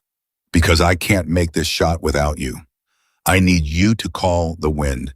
I need you to read the drum. I need you to be the voice that tells me hold when everything in me screams fire." Her voice was very quiet. "My father had you next to him on his best shot. I want you next to me on mine, please." And Daniel Hayes, 70 years old, got down on his belly on rotten, frost-shattered rock at the edge of a 300-foot drop next to the daughter of the man he'd failed 40 years ago, and he put his eye to the spotting scope, and he became the second set of hands on the rifle one more time. "All right," Daniel said, and his voice steadied because it had to. "Let's do this together. Show me the window." Emily found it. 3,300 yards away, and far below a small square of dim light in the side of a compound, and behind it 3 people whose lives were about to rest on the trigger under her finger. "I have the window," Emily said. "Talk to me. What do you see?" 2 guards visible. A doorway. Someone's moving. She was very calm now, calmer than she'd been the whole mission, because this was the place all her fear had been marching toward, and now that she was here, the fear had nowhere left to go. "I can see a chair, 2 chairs, 3. Her voice caught just barely. "I can see them, Commander. I can see all 3 of them. They're alive." Reyes behind them made a sound. "Sophia, can you see?" I see a young woman, Chief, Emily said gently. Dark hair, alive, sitting up. She didn't take her eye from the scope. She's alive, Chief. Your Sophia's alive. Reyes turned away and put his fist against his mouth and didn't make another sound. Daniel read the wind. He read it the way he'd read it for Ghost, the way he'd read it his whole life. Feeling the mountain breathe, watching the far grass, watching the mirage, watching a dozen things that told a man who'd spent 40 years learning to listen exactly what the air was doing between here and there. And what the air was doing was bad. Wind's a problem, Daniel said quietly. It's not steady. It's coming up the valley in surges. I count a full value push every 40 seconds, then it lays down, then it comes again. At this distance, that's the difference between the window and the wall. He kept his eye on the mirage. You're going to have to fire in the lull, the 40-second window between surges. And the lull's not clean either. It's got a little swirl at the bottom of it. This is the hardest wind I've ever tried to read, and I've read wind on 4 continents. Then read it, Emily said. You're the best there is. My father trusted you with his best shot. I'm trusting you with mine. Emily, Daniel's voice changed. There's something else. What? First light's coming faster than we planned. We lost time on the march when Vasquez went down. Daniel looked at the sky at the thing that was going to happen to it very soon. You've got maybe one window. When the sun crests that far ridge, the light hits your position, and if they've got any kind of overwatch, they'll see the glint off your scope or your barrel, and it's over. You get one shot before the light gives you away. Maybe 2, if we're lucky. But you can't afford to wait for a perfect lull that might take 3 minutes to come. You have to take the best lull inside the next. He checked his watch. The next 11 minutes. Or the light beats us and we lose everybody. 11 minutes. Emily lay on the rotten rock and she looked through the scope at 3 people she'd flown 4,000 miles south, and she felt the mountain under her. Not quite holding, and she felt the cold in her hands that she'd stopped fighting, and she felt the wind surging up the valley in a rhythm that would kill her shot if she read it wrong by a single second, and she felt 11 minutes starting to bleed away. And underneath all of it, deeper than all of it, she felt something else. She felt Walker's voice. 20 years of summers. You have to want it and be willing to lose it in the exact same breath. Commander, Emily said, I'm here. When my father made the record shot, the real one, were you scared? Daniel didn't take his eye from the scope. Out of my mind, he said, same as now. What did he say to you right before? Daniel was quiet for a second, 40 years folding down into one. He said, Danny, don't watch the target, watch me. Watch my breathing. And when my breathing tells you I'm about to send it, you call the wind one last time, clean and quiet, and then you shut up and you let me go. Daniel's voice was rough. He said, your job isn't to make the shot. Your job is to give me everything I need and then trust me to be who I am. He said the last thing a shooter needs to hear before the impossible shot is a spotter who believes in him. Daniel finally looked over at her. So that's what I'm going to do, Emily. I'm going to give you everything you need. And then I'm going to shut up and trust you to be who you are. Because you're Ghost Carter's daughter and Walker's masterpiece and the finest shooter I've ever laid down beside, and I believe in you. His eyes were wet.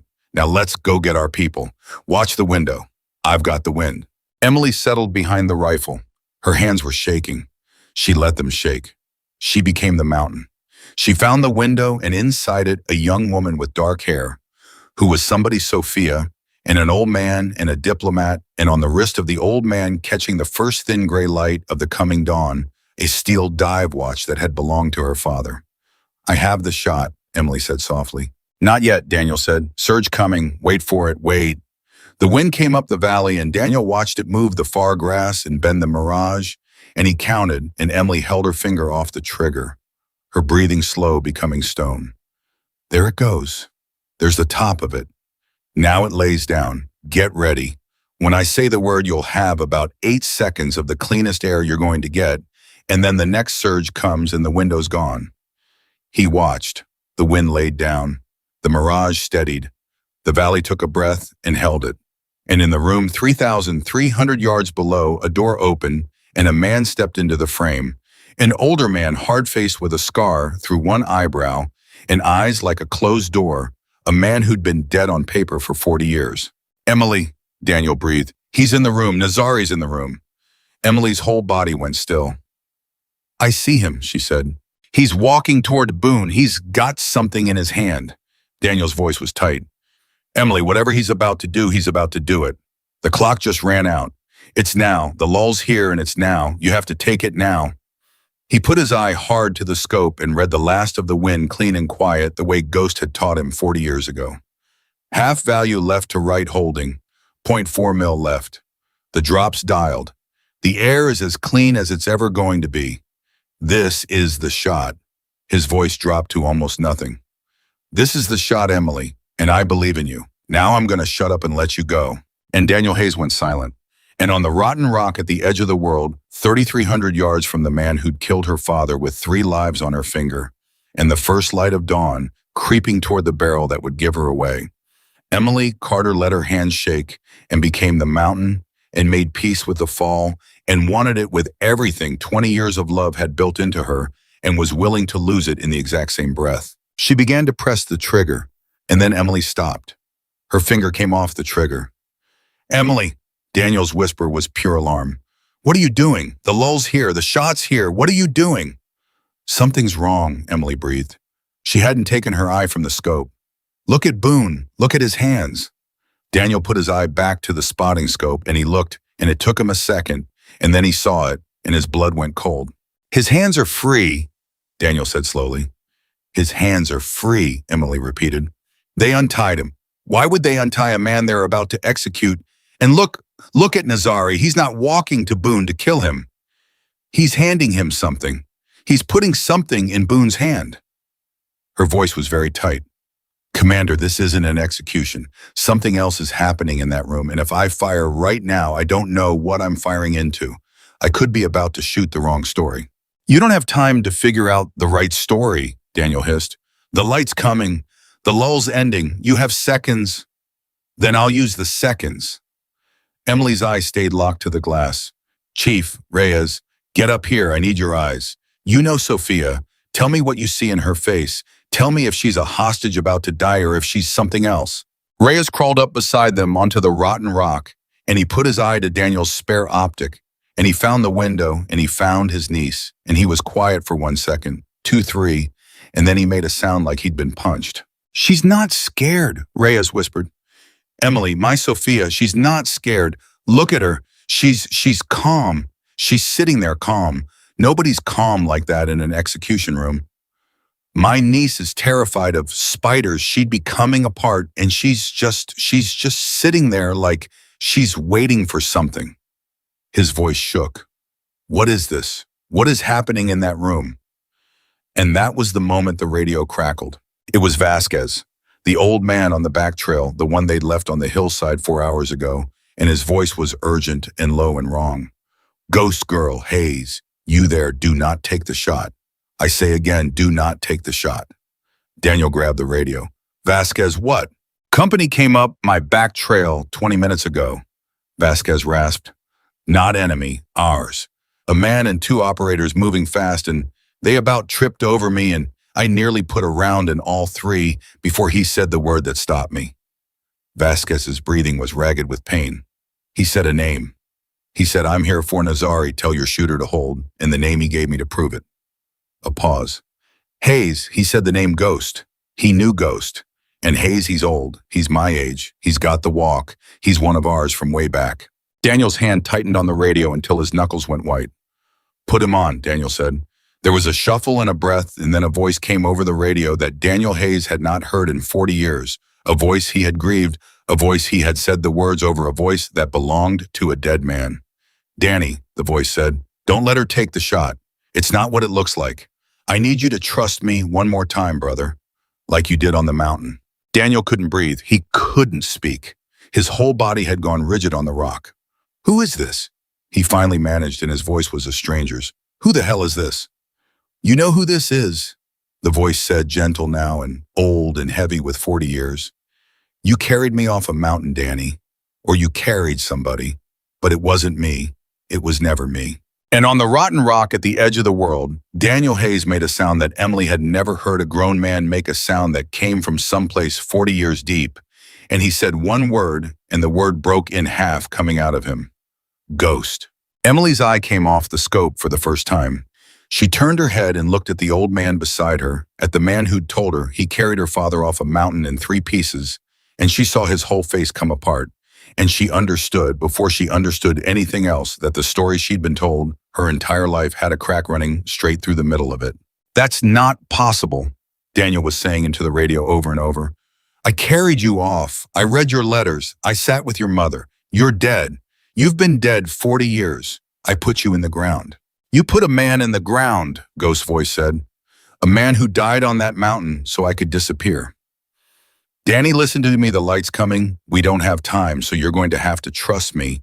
The way you did when you were 28 years old, and I told you to hold your fire in a wadi, and you held. Nazari didn't kill me. Nazari owned me. 40 years ago, when the ambush hit, I was already turned. Not by choice, they had something on me. Something I'll tell you about when we're old men drinking. But that day on the mountain, I had a decision to make, and I made it, and the decision was to let the world think Thomas Carter died a hero, so that Thomas Carter could spend the next 40 years inside Nazari's world, feeding everything he did back to people who could use it." The old voice cracked. "I've been under for 40 years, Danny. I never got to come home. I never got to hold my daughter. I let you grieve me because grief was the only thing that made the legend real enough to protect me. And I have hated every single day of it, but I'm about to end it. Today. In that room. And if your shooter pulls that trigger right now, she doesn't kill Nazari. She kills the man in the chair next to him, because I've spent 3 years maneuvering Nazari into that room to take him down myself, and it is finally about to happen, and I need you to hold your fire." The radio went silent. Emily was staring at Daniel, and Daniel was staring at nothing. At 40 years, at every morning, he'd hated himself in front of that board, at a grief he'd carried like a stone that was, it turned out, built on a lie. And then Emily very quietly said the thing that cut through all of it. "Ask him something only my father would know," Emily said. "You've grieved this man for 40 years, Commander. Don't you dare believe a voice on a radio just because it hurts the right way. If that's my father, make him prove it. And if it's Nazari playing a game to stop my shot, then I take the shot the second you know." Her eye was back on the scope. "Skim, fast, the light's almost here." Daniel looked at her, and through the shock, something like pride flickered across his ruined face, because that was the right call. That was the shooter's call. That was Ghost's own daughter, refusing to let sentiment move the barrel. "You said Walker," Daniel said into the radio, his voice shaking. "You said you have a daughter you never got to hold. Then answer me this. Michael Walker, Marine, your enemy. What did he do, and how do you know about it?" The silence stretched. The light crept closer. Emily's finger hovered, and then Ghost's voice came back, and it was thick with tears now, 40 years of them. "Walker raised her," Ghost said. "I found out 11 years ago through the network that a Marine sniper was training a girl in Montana, and I dug, because that's what I do. I dig into everything, and I found out the girl was mine. Mine and Sarah's. Born after they told everyone I was dead. And I found out that Michael Walker, a man I'd have spit at across a chow hall, my whole career had driven 1,100 miles to raise my daughter, to be a shooter, because he said Ghost would have done the same for his kids." The voice broke completely.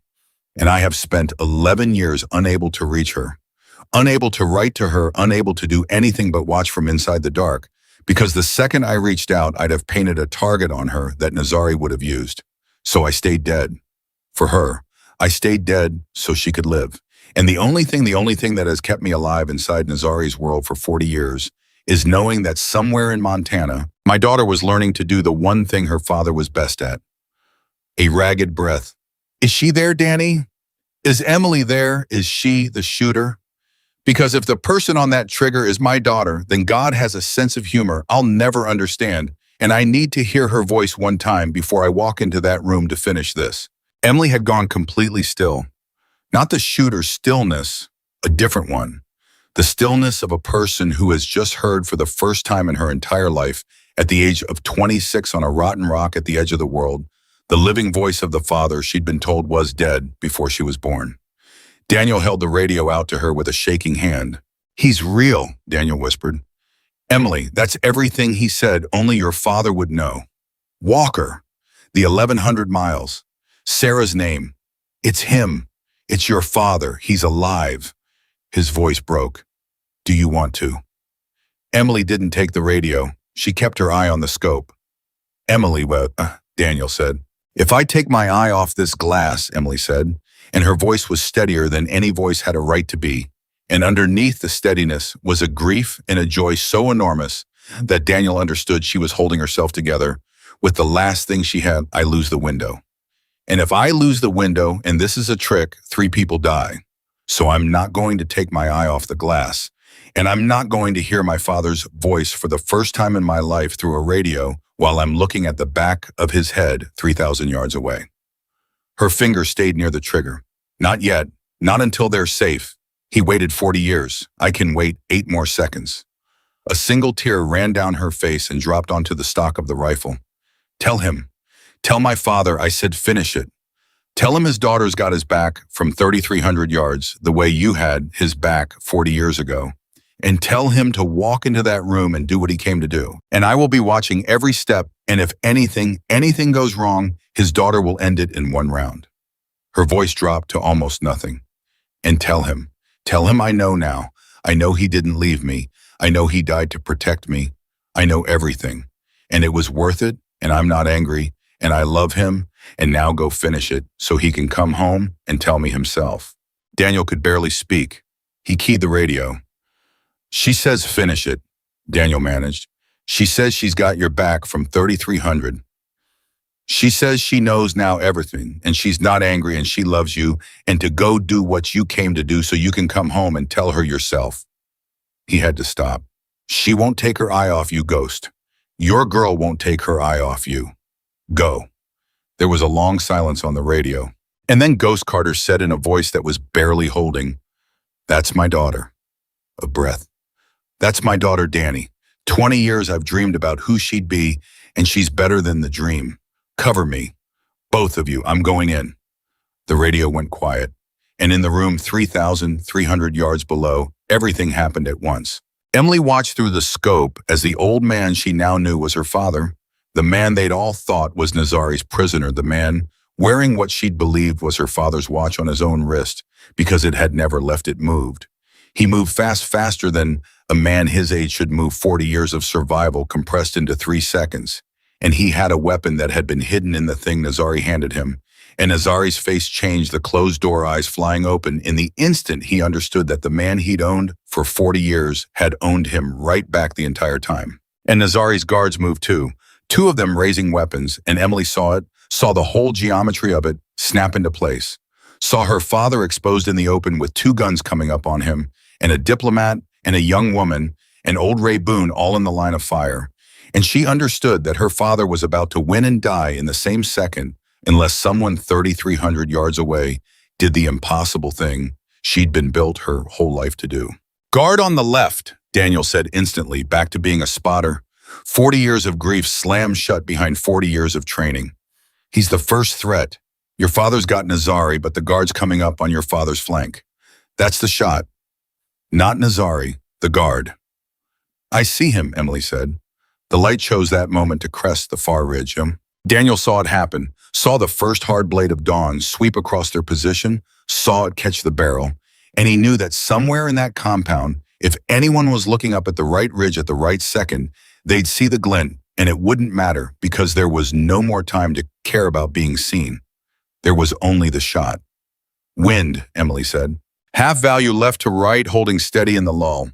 Daniel's voice was clean and quiet and certain, the last gift a spotter gives. ".4 left, the drop's dialed. You'll have curve at this distance, the earth itself, but I built it into the dial when we set up. Trust the dial, trust the wind, trust your hands even shaking because you're not shooting with your hands, you're shooting with the mountain." His voice dropped. "This is the shot, Emily, the one Walker built you for, the one your father's been staying alive for. 3,300 yards and everyone you came to save is on the other end of it. And I believe in you." And Daniel Hayes shut up and let her go. Emily Carter let her hands shake. She became the mountain. She looked at you through the glass at a guard raising a weapon on her father, and she made peace with missing. She made peace with the fall. She made peace with every terrible thing. And in the exact same breath, she wanted it more than she had ever wanted anything in her 26 years of being a dead man's daughter. And she found the still part of the world the way her father taught a Marine to teach her, and she put her round through it.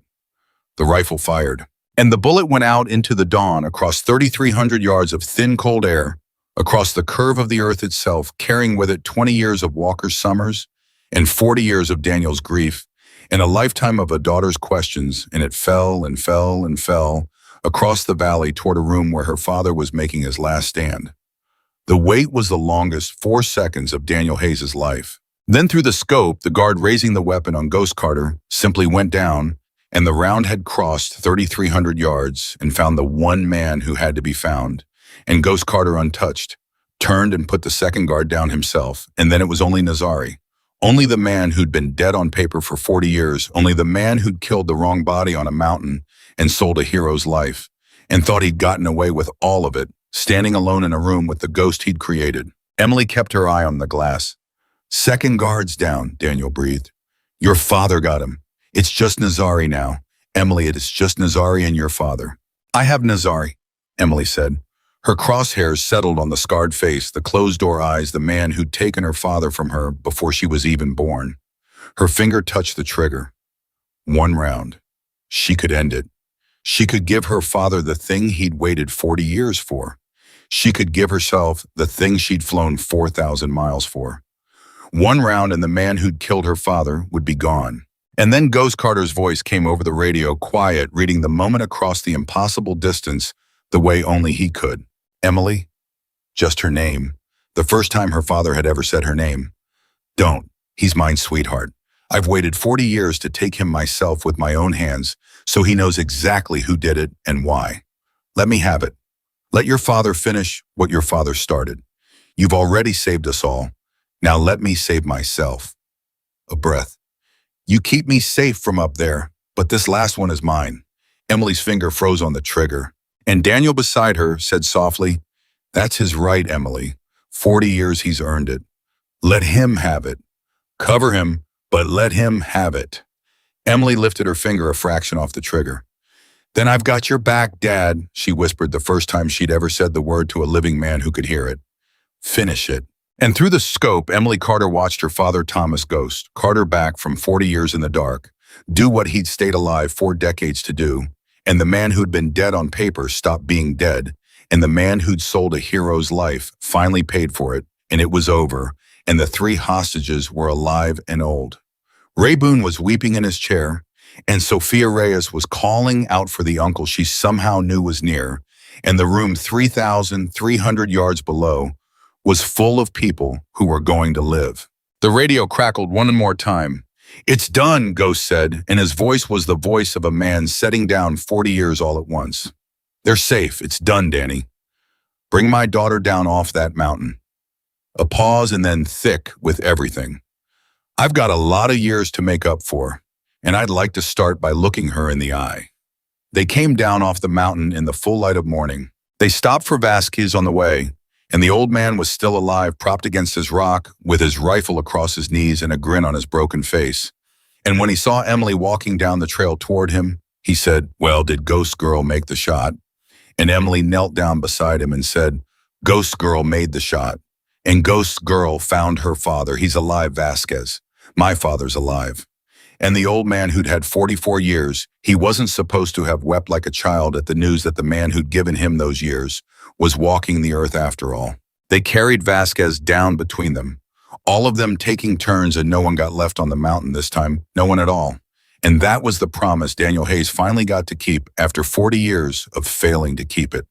And at the bottom of the mountain, where the helicopters waited and the medics ran, and Sophia Reyes threw herself into her uncle's arms so hard she knocked him backward, Emily Carter stood very still and watched an old man walk toward her across the open ground. She'd seen him only through a scope. Now she saw him with her own eyes. Gray and weathered and worn down by 40 years of being dead, and moving with a walk she recognized because it was Daniel's walk, the walk of the old operators, every step already knowing where it lands. And on his wrist, the steel dive watch that had never once left it in 40 years. He stopped a few feet from her. Neither of them could speak. 40 years and 4,000 miles and 20 summers and one impossible shot stood in the small space between them, and Emily Carter looked at the father she'd been told was dead before she was born, and Thomas Carter looked at the daughter he'd stayed dead to protect, and the whole thing. The whole enormous, unbearable thing came down to two people standing on the ground, unable to find the first word. It was Ghost who found it. "You've got my eyes," he said. "I know," Emily said. "Everyone keeps telling me." In Walker's mouth, "That too." Ghost Carter's face crumpled, and 40 years came out of him all at once, and he said the only thing left to say. "I'm sorry I wasn't there," he whispered. "For any of it. All of it. I'm sorry, Emily. I'm so sorry." And Emily Carter, who had held steady through a laughing range in a windowless room, in a 19-hour flight, in a 14-hour march, in the hardest shot in the history of the craft, finally stopped holding steady. She crossed the small space between them, and she put her arms around the father she'd just met, and she held on to a man she'd been told her whole life she would never get to hold, and she said the things she'd flown around the world to be able to say. "You were there," Emily said into his shoulder. "Every summer, every lesson, every time Walker told me a story, every time I made a hard shot and heard your voice in my head telling me to find the still part of the world. You were there the whole time, Dad. You just couldn't say so." She pulled back and looked at him, and she was crying, and she didn't care. "You died so I could live, and then you stayed dead so I could stay safe. And I spent my whole life thinking I never got to know you." She put her hand flat against his chest over his heart. "But I knew you. I knew you better than anybody. You were the reason for all of it. And now you're home, so I..." Her voice broke and held. "Now you're finally home." Daniel Hayes stood a little way off and watched Ghost Carter hold his daughter, and he did not look away because he had spent 40 years unable to look away from the empty place where this man used to be, and now the empty place was full, and it was the first morning in 4 decades that Daniel Hayes did not hate himself. Ray Boone gave Emily her father's watch back that afternoon, and Ghost put it on his daughter's wrist instead of his own, and told her it was hers now that it had always been meant to end up on the wrist of a Carter who'd earned it, and Emily never took it off again. They went home. All of them. Reyes and Sophia. Old Vasquez, who healed and lived in another decade and told the story of Ghost Girl to anyone who'd sit still for it. Ray Boone and the diplomat. And a father and a daughter who had 40 years to make up for, and for the first time all the time in the world to do it. Back in Coronado on the Naval Special Warfare Range, the record board still stands. At the top where a lie used to be, there is a name now. Thomas Carter, call sign Ghost, restored at last to the shot he actually made 40 years late but true. And on the line below it, there is a second name, set the same morning for a 900-yard cold bore first-round hit that a civilian in blue jeans made to prove she had a right to ask a question. And people who visit that range still ask about the 2 Carters at the top of the board. The father and the daughter and the old instructors, the ones who were there, always tell them the same thing. They tell them that 4 decades of the finest warriors this country ever produced tried to break that record and failed. That every generation was certain it couldn't be done. That the whole world was sure of the shape of things right up until the morning a young woman nobody expected walked onto a restricted range, looked at a board that had stood untouched for 40 years, and asked 4 words that changed everything. "Mind if I try?" She tried. She broke the 40-year record, found a father the world had buried, and made the impossible shot that brought 3 strangers home and finished what her father started 4 decades before. Because a person's legacy is never measured by how long they live. It is measured by what they leave behind and who they make brave enough to carry it forward. And Emily Carter carried it all the way. Some stories end when the last shot is fired. This one didn't. Because the thing Emily Carter carried down off that mountain was heavier than a rifle and older than her father's 40 years in the dark. And in the months that followed, she began to understand what it actually was. She thought about it most on the quiet mornings back in Montana, sitting on the porch of the ranch where Walker had raised her with her father in the chair beside her, the 2 of them drinking coffee and saying nothing, because they had spent so long apart that silence together was its own kind of feast. And in those silences, Emily kept circling back to one question that the whole impossible journey had planted in her, a question she couldn't shake loose no matter how she turned it. What is a person's worth measured by? The world had an easy answer. The world measured worth in records, in numbers on a board, in the thing that could be carved into metal and hung on a wall for 4 decades. That was how the Navy had measured her father for 40 years by a shot they'd stolen from him and given to another man because a dead hero's practice round didn't fit the rules. That was how they'd almost measured Emily too the moment she hit that plate when a woman in a government sedan looked at a number and saw a weapon. The world is always doing that, she realized. It's always trying to turn a person into a number, because numbers are easy to understand and easy to use, and a human being is neither. But Emily had learned something on that ridge that no board could hold. She had learned that the record was never the point. Her father's real record, the one they finally restored, wasn't valuable because it was the longest shot on the wall. It was valuable because of what it had cost and what it had protected and who it had inspired. A number is just a number until you know the story underneath it, and the story underneath her father's number was a man who chose to disappear into 40 years of darkness so that a child he'd never met could grow up in the light. That's not something you can carve into metal. That's something you can only carry. And that was the first truth Emily came to understand sitting on that porch, that the most important things a person does are almost never the things the world writes down. The world wrote down the shot. The world never wrote down Walker driving 1,100 miles every summer to teach a dead man's daughter, asking for nothing, telling no one, doing it purely because a man he'd have hated in life would have done the same for his children. The world never wrote down Vasquez sitting alone on a hillside with a broken leg, spending the last of a life he'd been given by another man guarding a back trail so 3 strangers could live. The world never wrote down Daniel Hayes standing guard over a lie for 40 years because he couldn't bear to let a number disappear the way his friend had disappeared. None of that made a board. All of it made the story. The things that matter most are done in the dark, without witnesses, for people who may never know. That was the first truth. The second truth was harder, and it took her longer to reach. She thought about all the people who had been so certain. Chief Reyes laughing on the range, telling her to find the gift shop, absolutely sure of the shape of the world, sure that a civilian woman couldn't touch what trained men had bled for. And he wasn't a bad man for it. He was a good man, a man who would kneel in front of her hours later and beg her to save his niece. He was just certain. And his certainty had almost cost the world something, because certainty always does. Every generation of SEAL snipers who tried and failed to break that record had been certain it couldn't be broken. The Navy had been certain her father was dead.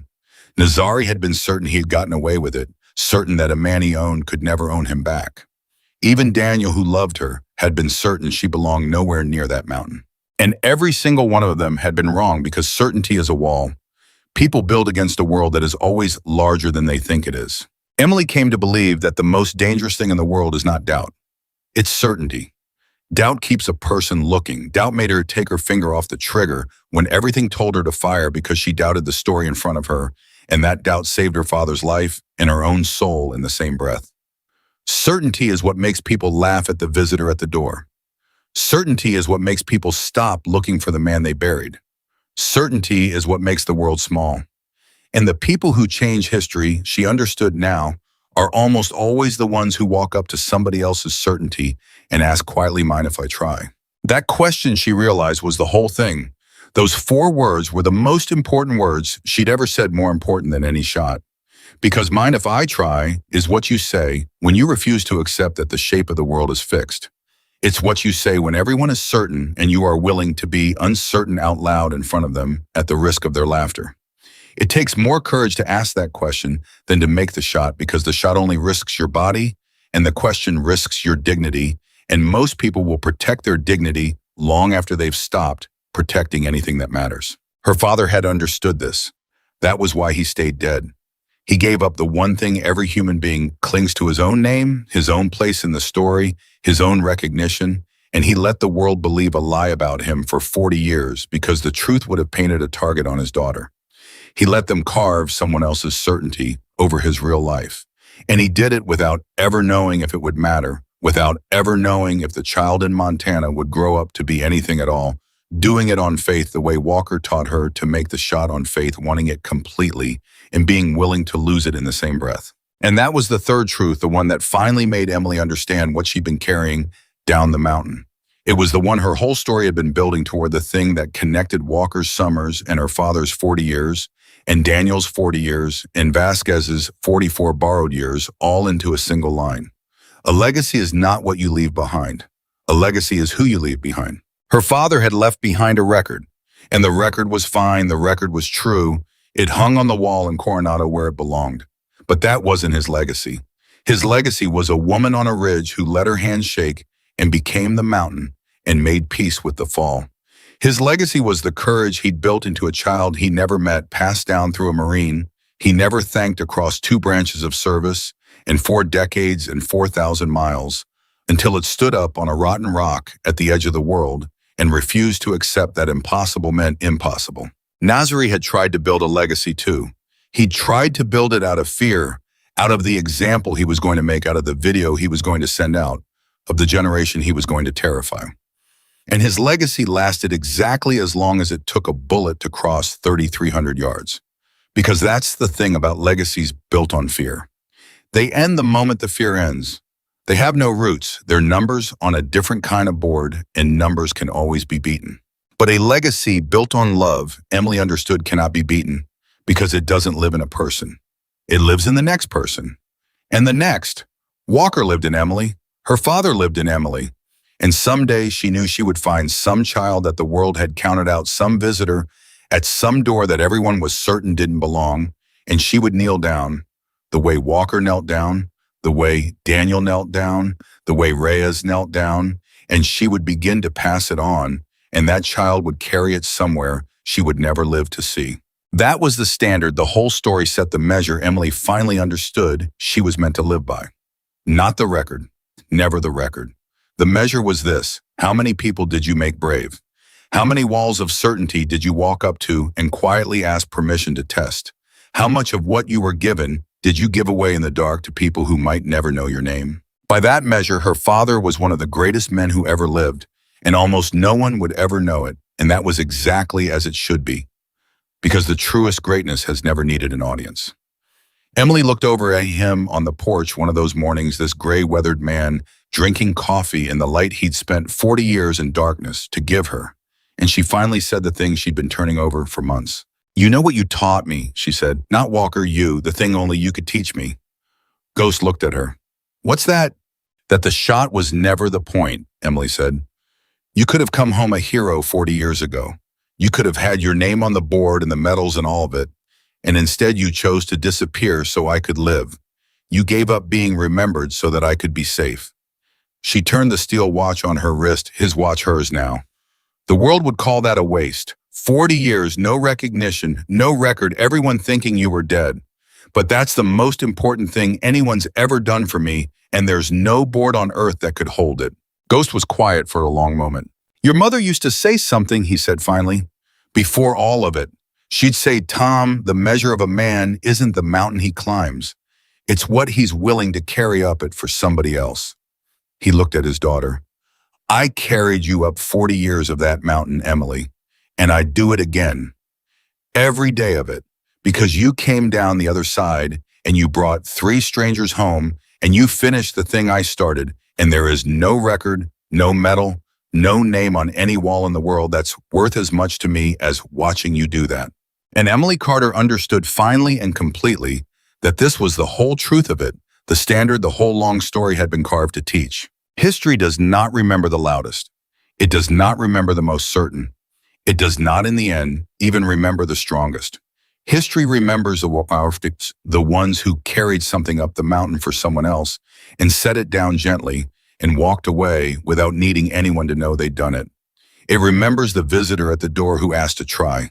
It remembers the teacher who drove 1,100 miles for a child that wasn't his. It remembers the father who chose the dark so his daughter could have the light. And it remembers them not as numbers, but as the reason other people found the courage to become who they were meant to be. That is the only legacy that has ever mattered. That is the only record that can never be broken. And Emily Carter spent the rest of her life making sure it was passed on to every visitor at every door that the world was certain didn't belong, because she had learned the truest thing there is to learn. The person who changes history is almost never the one everybody expects. It is almost always the one who walks up to a wall of certainty in the face of every laugh and quietly asks 4 words. "Mind if I try?"